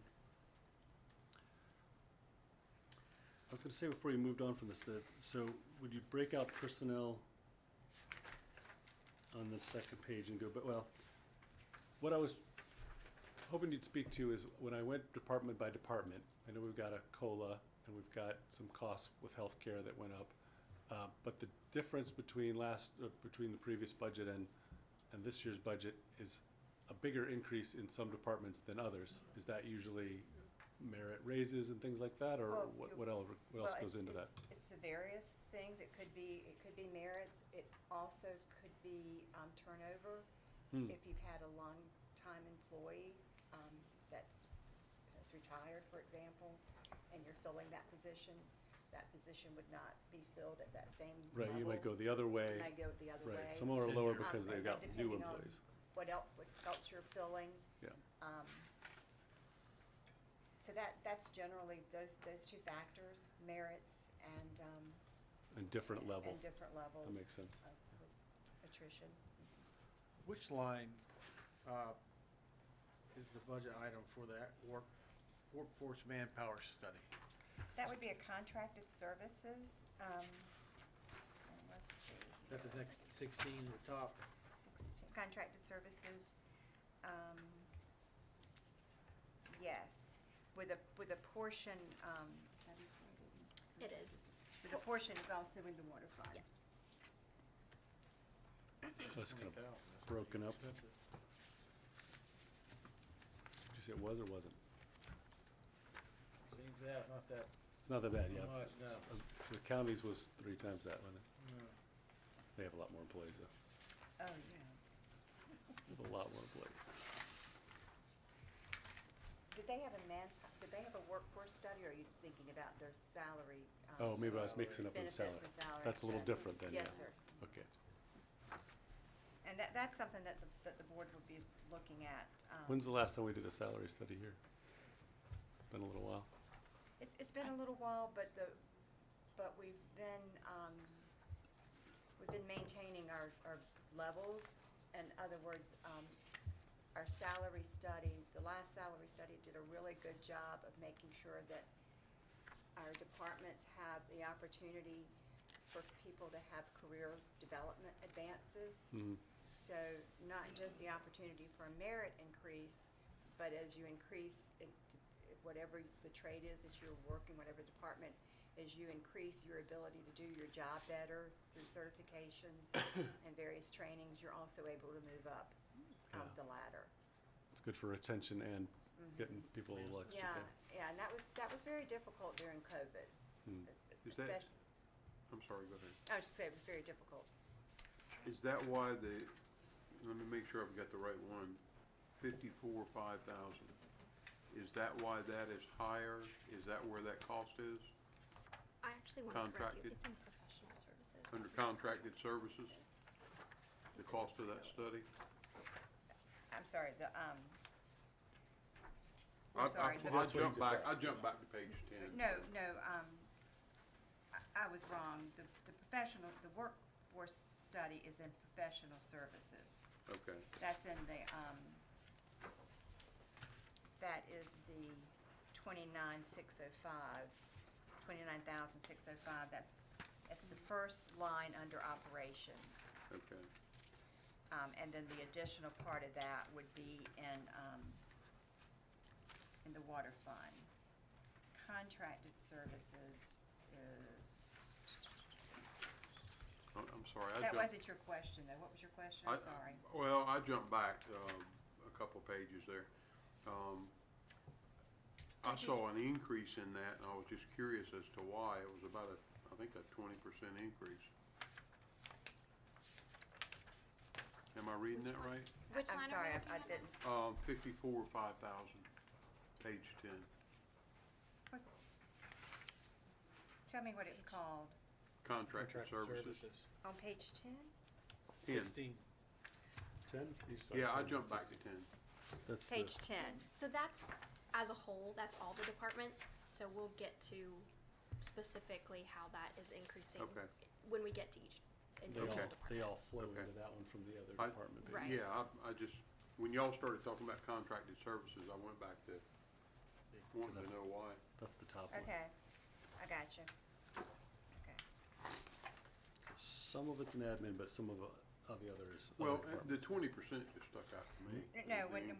we'll see that. Yeah, we'll get It'll come up in see another as we- department. Yeah. Probably Derek's department. Well, that'll be in the water fund. Well, I guess you got some streets and solid waste and all that too. You do other things, don't you?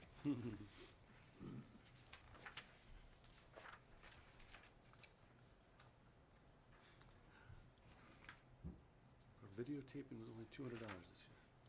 Okay, now that I threw everybody off, where are we at now? Okay. 15, 16.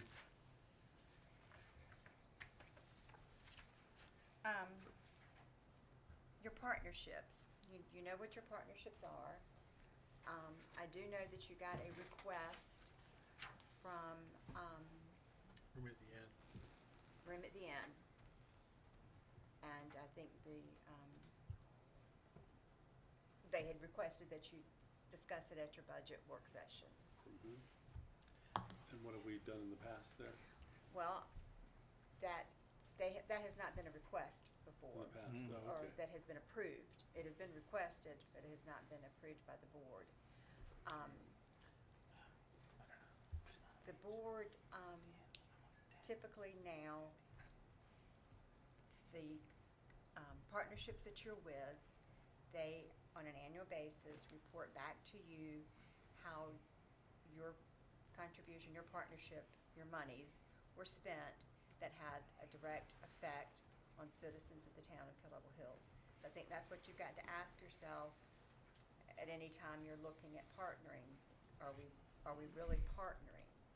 It's not saying how you feel about the organization, it's not saying how you feel about the work that they do. It's just, can you justify that expenditure has a direct effect, positive effect on your citizens? And as you'll go back and think through some of the reports that you've gotten from the other partnerships and how they were able to show that, then that would be the question that you would ask yourself about that request. I'll speak on partnerships. I think, like the Nature Conservancy, we're getting a bargain there.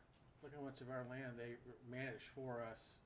It is, that's a partnership I feel strongly about and are happy with. Very good point. Community Care Clinic, I think, serves a lot of KDH residents, and it's kind of a safety net for them. Another one, I think it's a slam dunk for us. The other ones, I have no problem with the partnerships, but if we wanted to add or subtract, I think we need to keep that budget line as is. You don't need to put more into it, but maybe divvy up the contributions. But for the top two I mentioned, I think we really get good value there, especially the Nature Conservancy, and we need to maintain that partnership. Good points, good points. wasn't suggesting that you needed to Yeah, I, change any. Yeah. I think the ones that you have are able each year to show how they provide benefits to the town. And as I mentioned to you at the last meeting, we had our first health fair here, and Interfaith. They had a table, and it was interesting as they talked to some of our employees, whether it was for our employees themselves and what they might could provide for them, or someone our employees knew. So I think the board's done a really good job in the past with those partnerships, and those partnerships being able to show you how they're helping your citizens. Good to know, yeah. Which is something you can think about and, Yeah. yeah. What line is that? Partnerships? It's, contributions, it's down, let's see, where is it? Okay. It's at 30,000. I It's, see. you got it? I think so. Contribution. 523010. It's on page 15, near the bottom. Yes, It's like 2/3 of the way down from Mhm. operations. I got it now. Sorry. Okay. Alrighty, Yeah. Been the same all the way through. okay, if there's not anything else for admin, then we can flip to tab 7, which is, Yeah. Do you have the breakdown of the partnerships? Do you? um,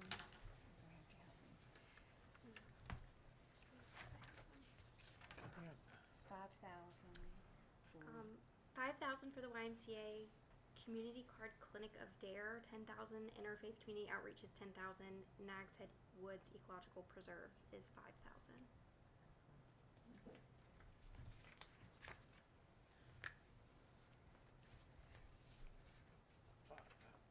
What do you?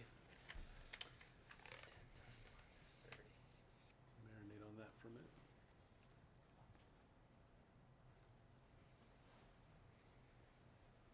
okay, yeah, we can move Yep. on. excuse me? Yep. Move on. Yeah, tab Buildings and 7, grounds. buildings and grounds. Page 18, just go over quickly the highlights. It does include the debt service for the Public Works Complex and the lease of the new fire station.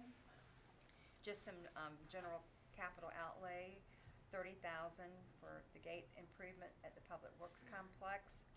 New generator, 45, 100,000 for ADA compliance improvements, 15,000 for renovation to the old, bathroom building at Meekins Field. That's to renovate it to be used for something other than bathroom.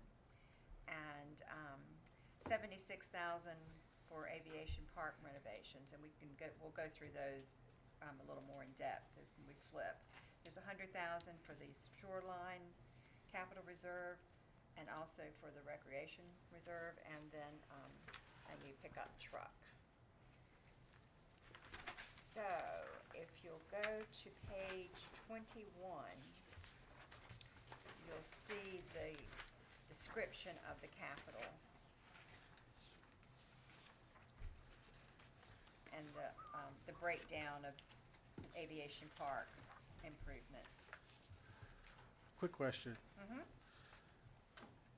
Identify and implement improvements for ADA compliance.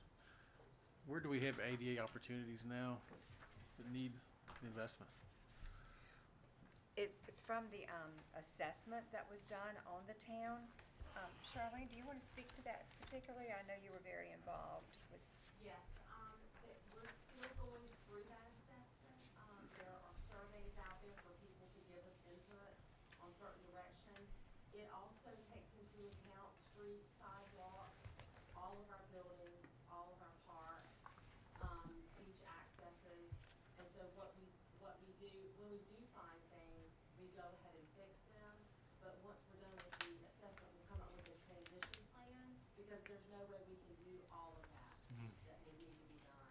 So the transition plan may cover 5, 10 years, 20 years. So you should see the results in the report from that in the following year.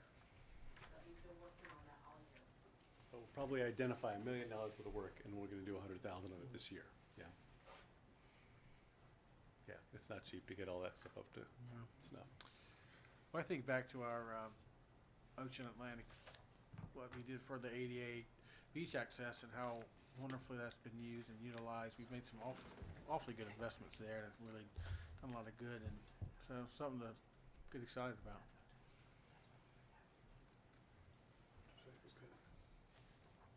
Any other questions on those capital outlay items?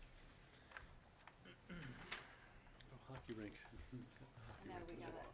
There was actually a message about the hockey rink. That was one of the budget. Yes. for Yeah, yourself. I've gotten some calls about that too. Yeah. So it's Yes. great. You could.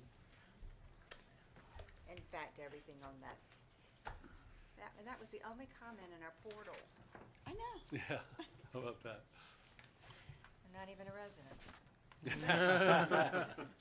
It's an exciting budget when you get people to read it. Yeah. Just to speak to that, there is, we're looking at the hockey rink resurfacing, sunshades are being addressed, and lighting improvement replacements are taking place, will be taking place.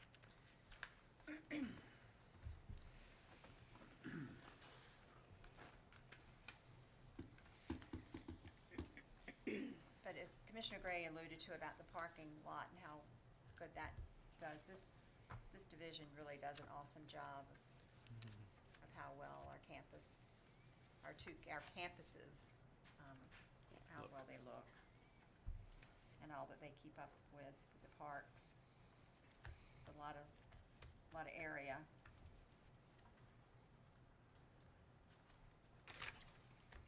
If there's no additional questions there, we can go to tab 8, which is going to be Finance and Tax Department. 25, we'll just touch on the highlights. With the healthcare, we did see a 5.5 increase. Our property and liability insurance increased by 20%. We continue to do our tax collections with Dare County. And again, their training opportunities continue. And this includes an actuary study for the other post-employment benefits variation required by Gatsby 75, and contributes to the OPEB irrevocable trust.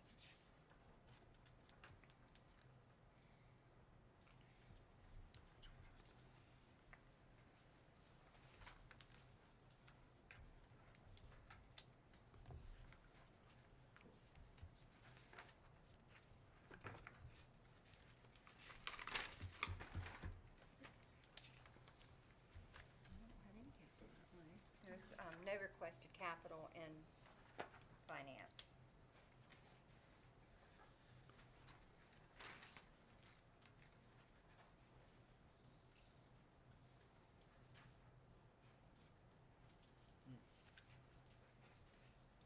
One thing I wanted to say in finance, we had some changes, and they never missed a beat. Never missed a beat, and you guys did good. Got excellent staff up there, and sometimes I think that maybe we don't tell them thank you enough. I mean, fire department, police department, they're always out front and they're shiny, and we love them to death and appreciate everything they do, but we hardly ever say anything about finance.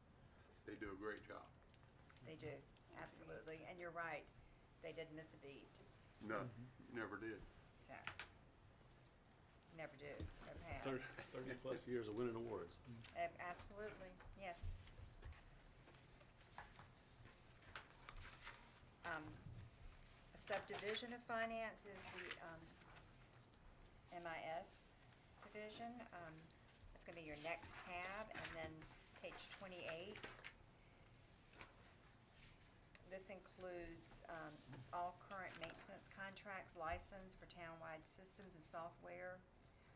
Has an addition of the service-related software for our budgeting, and it includes replacements of the town and the fire server, and includes equipment for the new fire station. Not bad. Thought it'd be more.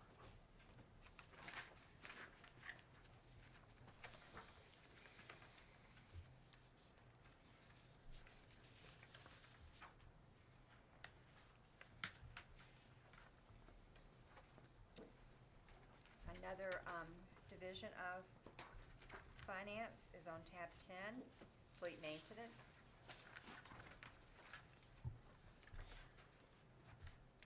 Page 32, the fuel prices per gallon are derived from an estimate of wholesale prices from the Energy Information Association and our wholesale supplier. We've budgeted 2.911 for regular and 3.646 for diesel. We're charging it back to the departments based on the usage, and as you recall, we are sharing that facility with Dare EMS. You did the memorandum of understanding with the county. That was beneficial to all of us because that kept them from having to use space at the new site for that, because they were gonna need Fuel. a fueling station on the beach. So that's worked out very well. Another win. People always say we don't play well together, but we have a lot of those things going on. I was just thinking that, but I wasn't sure how to say it, but Yeah. you said it perfect. Yeah. It seems to be like the, common understanding We that don't we don't show it- share. we We're like, don't no, show we everything, do yeah. sometimes. Not all the time. You do very well. Well, Sometimes. I think if anyone had been in the room with Commissioner Ingram and Chief Tilley and I yesterday, you'd see how well Everybody works together. the county works together, and not just the elected officials and the people that work for those entities, but our Park Service, our Dominion Power, the Coast Guards, the weather people from Morehead City that came up, the folks from Raleigh that came up, it's just, it was very impressive. Yeah, very impressive.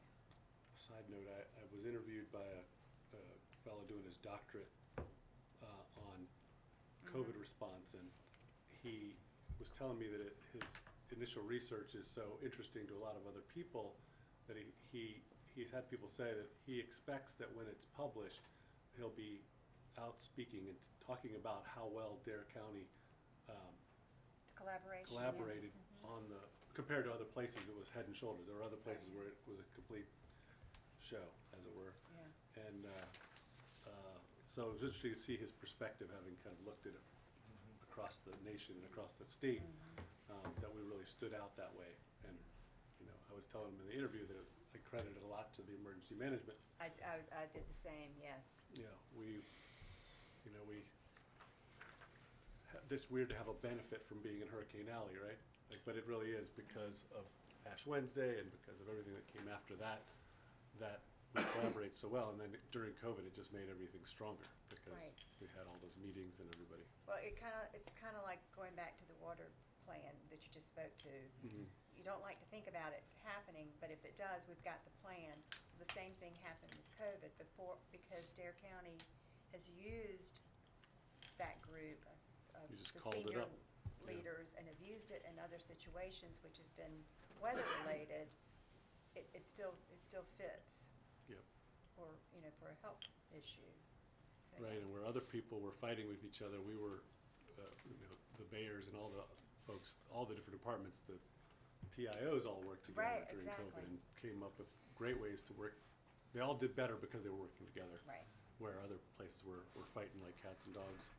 So we're still reaping the benefits of that today. And I think we will continue to do so. And then if this paper comes out, it looks like we'll be sharing our best practices with others. Anyway, sorry to divert. Oh, no, so with fleet maintenance, there is no capital. There are some, you will see some increases in supplies and materials. This is for replacement of the shop air dryer system, equipment system upgrades, and some replacements of the tools and, other equipment.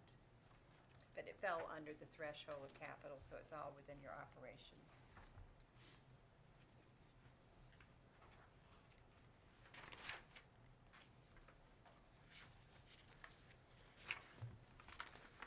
Another group of employees that do an amazing job with the fleet that we have, Yeah. keeping it up and running and Finding ways to be efficient too, yeah, they are. Yes. All great efficiencies back there.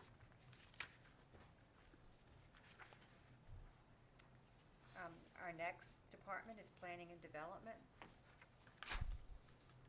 Tab 11.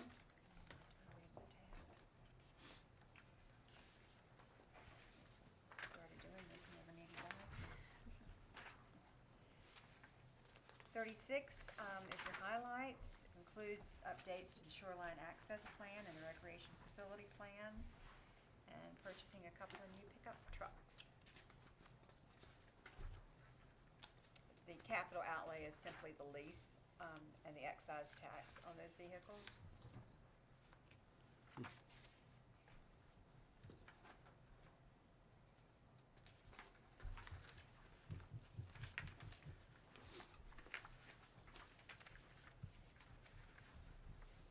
And you see on a regular basis what they do, so. Yep.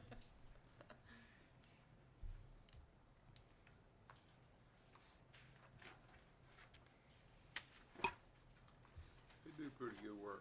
Yes, they do. Beach Nourishment on 12, again, another outstanding job that was done with Meredith as the project director for Beach Nourishment. Ours went very smoothly, as it did the first time around. But I can report that Weeks is finished with duck, so it's all done. So for the Beach Nourishment, it does include the special obligation bond debt. As we talked about with the MSD, the tax rate is remaining the same. Every part of that comes back to MSD, the interest on the tax for that and so forth. We have, it includes the cost for the MSD for this, the audit and the tax collection fee. And this also includes the ongoing beach maintenance surveying and analysis of the shoreline.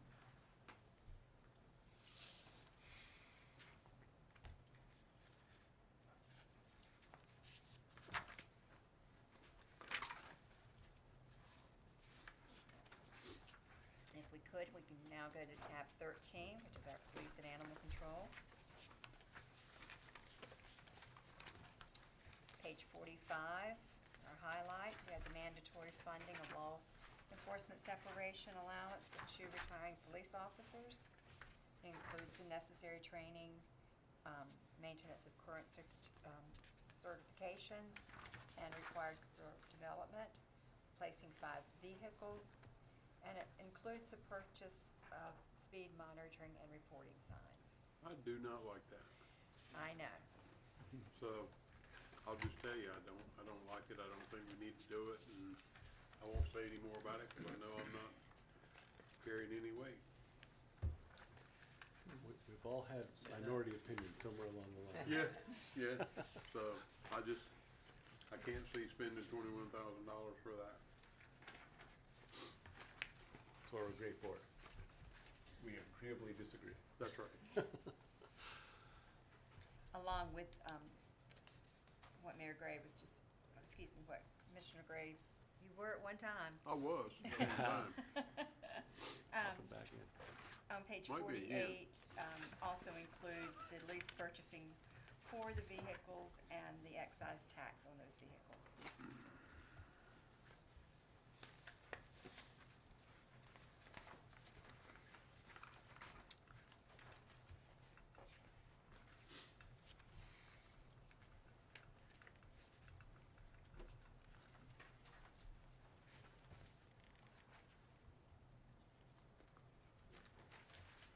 Tab 14, animal control. And the highlights, they maintain the current level of service, which for 2 people is an amazing level of service, I think. And I think other people do as well. If you'd have seen the contributions from Mary's Paul's Park last week, I mean, Michael, was it not unbelievable? Just, it was overwhelming. For items that were shared both with our animal control and with the SPCA. Yeah, a lot of good stuff.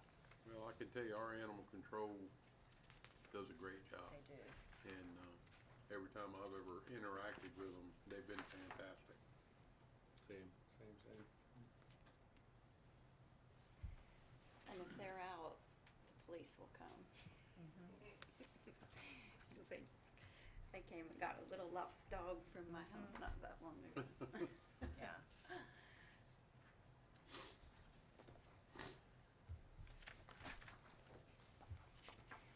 Alrighty, if we're done with that, we can go to tab 15, which is our Fire Department Ocean Rescue.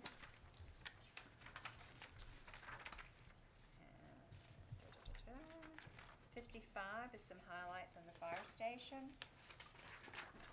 Necessary training, got health and fitness screenings both for our volunteers and our career firefighters. It includes replacement of the vehicle extraction equipment. Going to replace the Dodge Ram and a Ford Explorer and purchasing a thermal imaging camera. That's that capital outlay. Capital outlay, yeah, the camera is $7,000. And then the vehicles, and then the excise tax, because those are, will be lease purchases. Leases. Yes, and that's on page 57.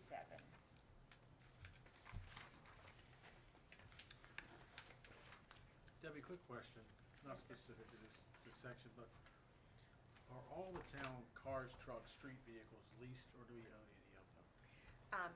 For the most part, your general fund vehicles are leased, and your water fund vehicles we own outright. We pay cash.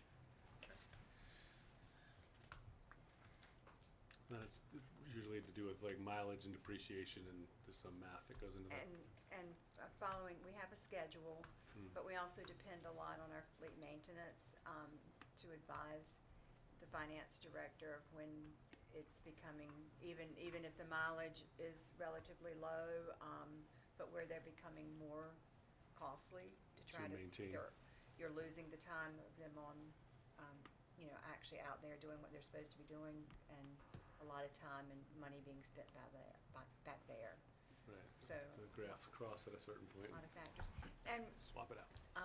with the gov deals, they do sell well. Yeah. So it's worked out. That's worked out good. We do some moving within the departments, depending on what you need them for. But still, sometimes you just have one that it's just better to move Move. on. Time to move We've on. all seen that in our personal lives with our vehicles.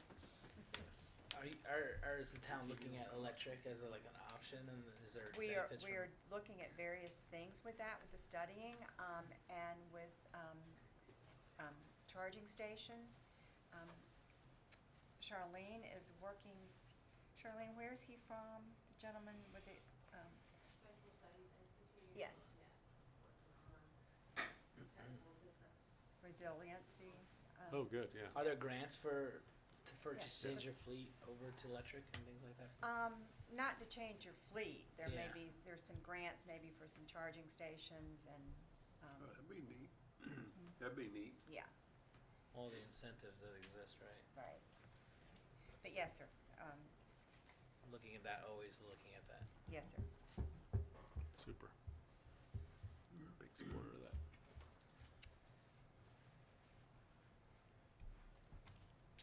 Have electric fire? No electric fire? That'll be the Probably last is one. I'm sure there's one somewhere. Yeah. Oh yeah. For a price. RC 0 to 60.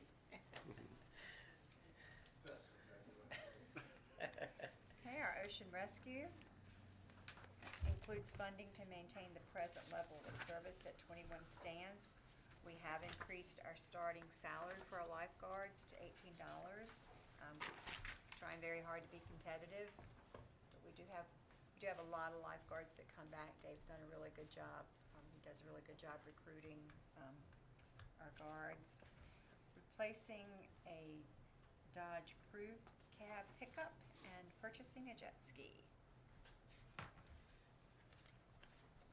Those things wear out too. Oh, yes. Especially in the ocean.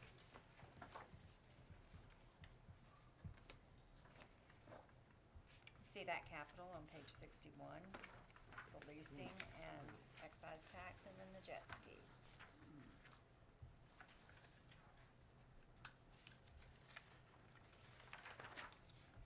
If there's no additional questions, we'll go to tab 17. It's going to be our public services department. Go through each division. One quick question. Yes, sir. Maybe it's more a comment, but Dave has been driving his truck since 2016. I don't know That that, thing is tough. I don't know do that that's, well, somebody's been driving that truck. Okay, It may be Ben or. Dave it puts might this be truck, Ben. yeah, Dave puts that truck through. What do they call? So there's Yeah. a difference. There's Yeah, I Dave wouldn't wanna buy mileage that and one then off everybody Gov else. Deals, Yeah, I got you. That's a document commercial out of that. Keeps it shined up nice. He does. Low tire pressure, sand all the time, rust. Wow. Good truck. Page 64, capital reserve, we have 100,000 for sidewalks, for the reserve. Street, reserve fund in the amount of 342,829 for future street projects, additional of 250,000 for, Powell bill. This includes $92,124 for additional mowing, edging, and sweeping of the, bypass. Replacing a trailer and a dump truck, and replacing a Ford F-450 dump truck, a Bobcat, and a US Jet Storm pipe cleaner. Those capitals are on page 67. Now, if you recall at a few meetings ago, you approved the contract for the street work for this upcoming fiscal year Early. and this budget year, moving the 2 million and something from fund balance because we felt comfortable with the money that we had from COVID, so that contract has been signed. The notice to proceed has been given, so the contractor is now able to schedule that, order their supplies. We felt like that was gonna give us a better price, and when we felt comfortable that it did. And as you recall, that's something that we discussed, that we will possibly want to try to start doing more in the future, giving our contractors a larger window to order their supplies, since supply chain issues are still an issue, and getting their calendars set up for knowing that they're gonna need their employees for these jobs. Yeah, it really untethers us from that artificial July 1 shift Yes, sir. business, yeah. Right. That's great. So I think that was some really good planning on, Steve and Derek and Pete's part, It's nice to have that cash in the bank to be able to do that. yes. Good job, guys. Really creative. Commissioner Gray, to speak to your point about contracted services, that additional mowing, edging, and sweeping that's where the bulk of that increase is from. Thank you, I've forgotten, I forgot that. Thank you. Looking good out there.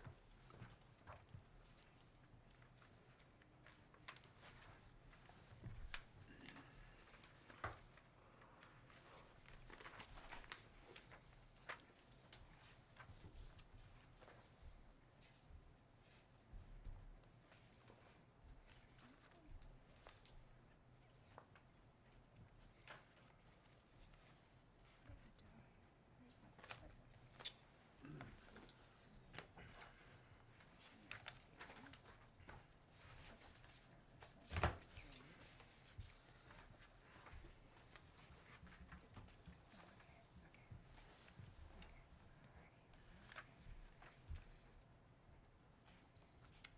To tab 18, page 68, that's your PAL bill, as we spoke to earlier.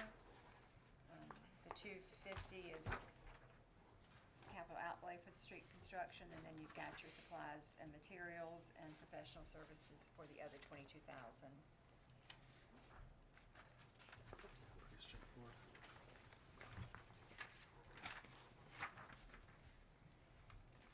Next tab, which would be 19, is your solid waste. Page 70. Tipping fees include an estimated 10,466 tons of garbage at $93.35 per ton. Also includes a monthly fuel surcharge and an estimated 915 tons of C&D at $68.96. We continue to have our tub grinding service, and we're gonna replace a Mack roll-off dump truck, and a pickup truck. That capital outlay is on page 72 for your lease purchasing.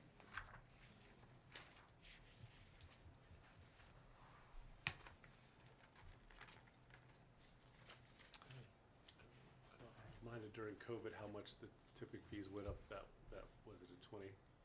The That was amount of crazy. trash. Yeah, that was Oh, yeah. nuts. Yeah, it's Funny to everybody see was that in eating the at budget. home, take out. Hmm.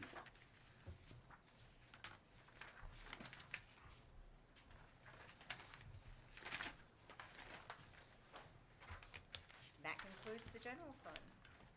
Is there any other questions or comments? Anything you'd like to go back and discuss?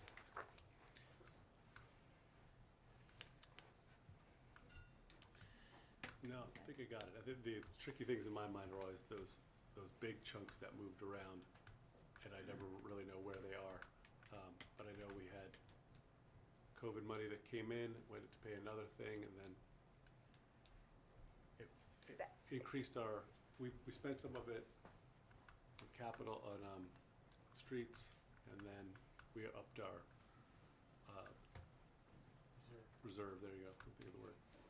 But as the board indicated in the beginning, when we knew we were gonna be getting, funding, COVID funding, your goal and what you have done is used it for your infrastructure improvements Yep. and not general No, operations. it should never be general operations, because it's Right. definitely one-time And money. and that's what's been done, Capital because it's resident one-time cash money. flow. Right. Gotcha. No additional questions on the general fund, then we can go to the water fund, and I would suggest to go to tab 22, page 75. We're continuing to follow the Water System Master Plan's recommendation. The water rates are increasing by 4%, along with the increase adopted by the master plan for water tap fees based on cost and installation, and the $18,750 repayment from the wastewater fund.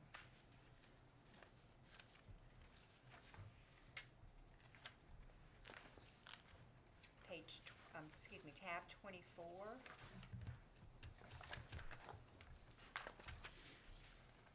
Page 83. Here again, we have the same as the general fund, the COLA and the insurance. Also increases in the liability and the general insurance.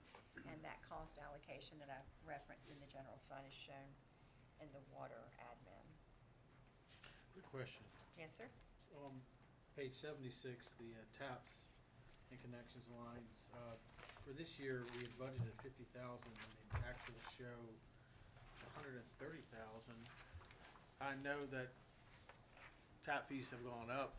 Was that also just strictly a fee increase that Volume. allotted to that, or just we had a lot more houses getting built and connected to the system, or some of both? Might have been all those apartments. Yeah, apartments could have had. Cause we're Water tap fees. we're budgeting back, we did 130, we budgeted back 50, and then we're back down again. Right. Is Was it that, just an anomaly, or?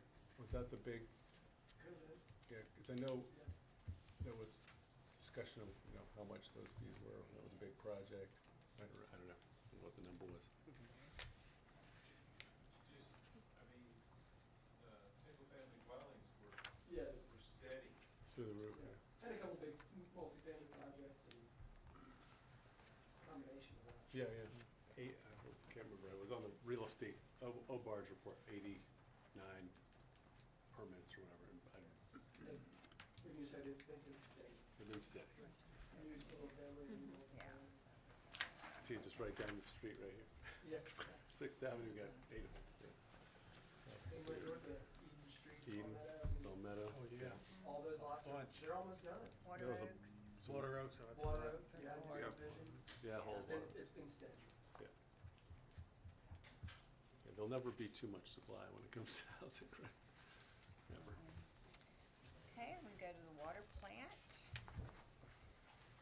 Page 87, the wholesale water rate is $1.838 per thousand. capital improvements include 8th Street. Pump can inspection, gate and check valve replacement, and gate operator replacement.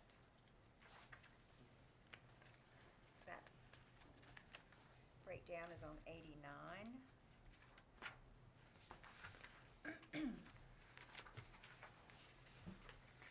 Ski boat for Lake.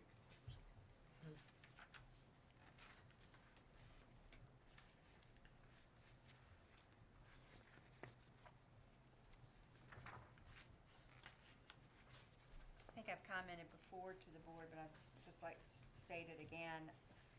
Even though these are two separate funds, the general fund and the water fund, and you've got Steve and Derek that head up the section of the public services, with streets and solid waste, and then the water fund. But those divisions and those two departments work so well together. They're so, the cross-training is just incredible. And anytime you see a situation where we're in a, storm-related event or just a lot's going on, you see the tags with the names, with all of the divisions out there pulling together, even if it's a solid waste issue or a street issue or it's a water issue. Those water guys are there helping and vice versa. And I just really commend Steve and Derek on that, and the whole team. Marcia's right there too. She keeps them, and they've had some folks out with illnesses and various things. But again, you don't know about it because they don't miss a beat. So, You got a pretty good team, madam. yeah, Yeah. they are very. So the water plant, water systems. $75,000 for water line improvements associated with street projects.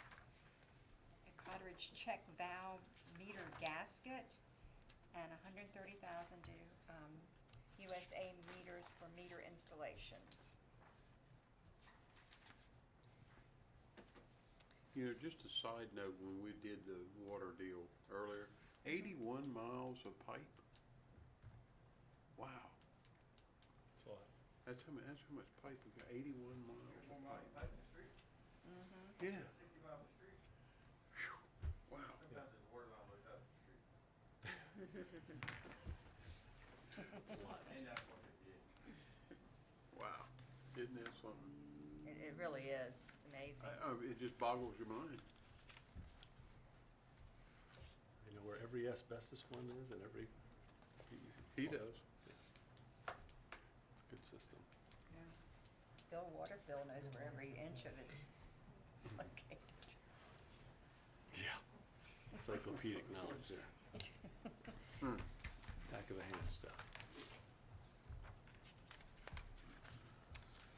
Alrighty, our wastewater budget, which is pretty darn basic. I'm gonna flip to 29, page 100. The operation and maintenance of the plant continues to be contracted, and it does include the loan repayment, to the water fund.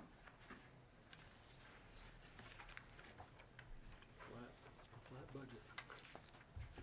That is the flat budget. Excuse me? You don't see many flat budgets. It's a flat budget. And I'll tell you, one of the reasons that it's able to be that flat is because of the contracted service. This is an example of where that's worked very well for us. If we were doing this in-house, you have to have, we'd have to have at least 2 employees. That's what we did before. Yep. And one of those has to have a very high level of certification. I forget what it's called. There's a particular name. But it would cost more than this. It costs a lot.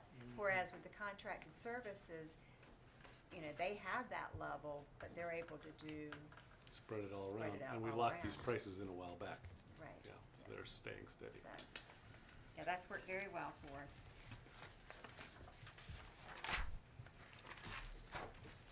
And that's the town manager's recommended budget. It's amazingly complicated.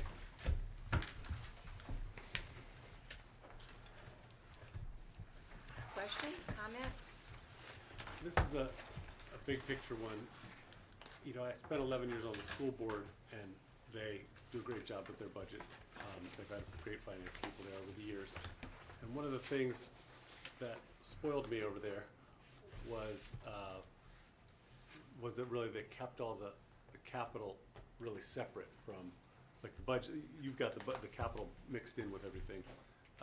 So I was trying to make my own spreadsheet and separate them out, and then I realized, okay, I get it. They all balance, it's just presented in a different way, that one department needs something big one year, and so if you make a graph, it kind of zigzags like this with the departments, but then you realize that's mostly the capital part of it. Well, it also depends on what your capital threshold is. What is the dollar amount that you've established Overall, for all of for them something combined. to be capital outlay? Oh, right, it's a as- certain dollar amount that Yes. turns into capital if it's over X dollars, right? Yeah. Yeah, I think, I can't remember the school board, whether it was 5,000 or some number like that, I can't remember. But yeah, it was a good exercise for me to get my head around. I've looked at them for years, but doing that helped me out, and not suggesting you change it, but I was just, for you guys, that's an interesting exercise to go through, is just to look at the capital over time, because that's the volatile thing, was the volatile thing of the school. You know, you have a school that has no capital needs and suddenly needs a $200,000 chiller, you know. Right. And you've got to balance that against all the other schools and which one needed a new gym floor and that sort of thing. And so it was easy to see in their budget. It's harder to see in this, but it's all in there, you know. It's one of those things where, I know you probably all have it in your head, but we only look at it once a year, so we're playing catch up. And that may be something, I'll defer to Angel, that may be something we can look at with this new software. Yeah, we're getting new software next year for our budget, and it's going to present things in a different way. Oh, And all right. it should make it so that you can look at things like that if you want to. We can customize it really in any way. So things that you guys want to see, let us know, because we'll have a lot of flexibility in what we can show you next year. I love that the Very tech is cool. coming in all these different ways. It's good to see us stay on top of the tech. Next thing you know, he'll have AI everything too, right? Next thing you know. Need AI to ask better questions than I do about the budget. Any other questions? Question for the board. It's, I think we all probably were a little rattled when we saw the tax increase. And what I did a real deep dive, as we all did, and kind of saw this budget is lean. It maintains our high level of service to our residents, and it also maintains our commitment to staff. So there's not much to really dig into. But there's two wish list items that we've discussed recently that were added. And it's supplemental mowings 158, the speed monitors. We're asking a lot of our residents with this increase. And theirs are not big ticket items that don't really make that big of an imprint on the big picture of things, but are we willing to discuss reducing that a little bit? Maybe see how it goes in a year, and then maybe when down the road we have some data on how they've done, maybe expanding or shrinking, or keep it as is. How do y'all feel about it? I mean, those are only kind of like wish list items that we added to this that are beyond the scope of what the town does, and I think we merits a little bit of discussion before we move it forward. You know, to me, it's the only two things in here that we fully understand because we asked for them. Yeah. So it would be kind of, you know, and then when you look at the grand scheme of things, they are small. Yeah, So, it's a they lot are. rounding I error. mean, we're not avoiding If we're a tax 300, increase by eliminating those. would I not mean, you and I recommend- talked about this. Yeah, It's I- not, I would it's not not recommend that possible, you- right? it would not change Right. the increase. No, really. it wouldn't. Right. It's not. You're talking $110,000 roughly. I mean, if we had to find $300,000 to cut and to avoid a tax increase, basically, is what you said in this report, $300,000, right? Oh, it's more like A million. It's more like- Well, yeah, go ahead, I'm sorry. Yeah, well, a penny is The penny's 306, so 306. So three and a half would be $1 million. So that's how much you'd have to find to cut. And I suspect that I don't know how the process works, but I assume that as departments come to you, they present their budgets to you. You know, I assume you're discerning and you ask questions and that's what we all. I mean, obviously, we're not here to chip apart what you do on a daily basis, the process, of course. So I think obviously we have the utmost trust in you as town manager, so we know that you're asking the questions and you're asking them to cut here, or things that they're coming to you for the departments are necessary. So we trust in that, you know. And then, you know, if you're saying that the cost of, because is there anything you could say like right now and as a whole has caused, you know, is going to cause like any one or two things that really is going to cause us to need this tax increase? Or just really the general increase in everything? That would be my answer, is basically what we all are seeing in our day-to-day lives and in our budgets at home. Everything that we've purchased, everything that we do is costing us more. And as Commissioner Winley stated about our commitment to our employees, we have outstanding employees, and the board's been very generous in our compensation of those employees, but it's necessary, as we saw with our lifeguards. Well, retention's important. You Yeah. you see it in what the grocery stores, the food chains, you know, they've had to increase their wages for their employees. Oh, yeah. So the same thing, you know, $18 an hour, that's our starting lifeguards. Outside of that, anything unexpected that in your mind that bumped this up a little bit? Well, it wasn't unexpected, Right. but obviously our increase in debt service. Okay. You know, when we did the public works complex, we did that in phases, and we're continuing to pay down that debt as we continue to make new improvements in our facilities. There will be increase in debt. Okay.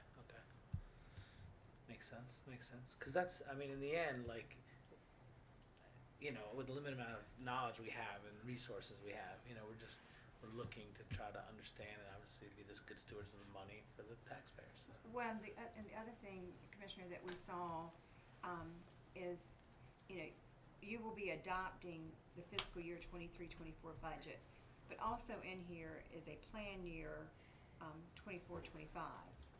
And when we were trying to look at what we were going to recommend you for the upcoming fiscal year, what that was going to mean for the plan year, and we recognized that what we would need from fund balance was more than what we were going to have in fund balance, then we knew that we couldn't present that budget to you in good faith. Right. That's untenable, yeah. Okay. I think you said it, you hit it around, another way to say what you were saying, I think, is that all the costs are going up, but the costs on the costs that are our revenues are not going up at the They're same more rate level, as the yeah. cost that we're paying out. So it's the differential that's causing some of it's the capital outlay, some of it's the fact that we're being aggressive about not losing employees to inflation, right? We're choosing to spend that extra COLA. Well, you see what they're spending in gas just to get here to work. Yes, Right. exactly. Or to live here. You know, that's come up a couple of times here in this discussion just recently, about the cost of government and how much it's increasing to, you know, just to operate. My question is this: how comfortable are you with the COLA being realistic? What are some of the other municipalities doing? That's something I want to look at. I want to look at, do we need to do anything in that area? I think Nags Head's recommended COLA is the same as ours. Same as ours, as far as I know, yeah. Charlene, do you remember the others? Southern Shores is the same as ours. I believe Manio's is also now the same. Yeah.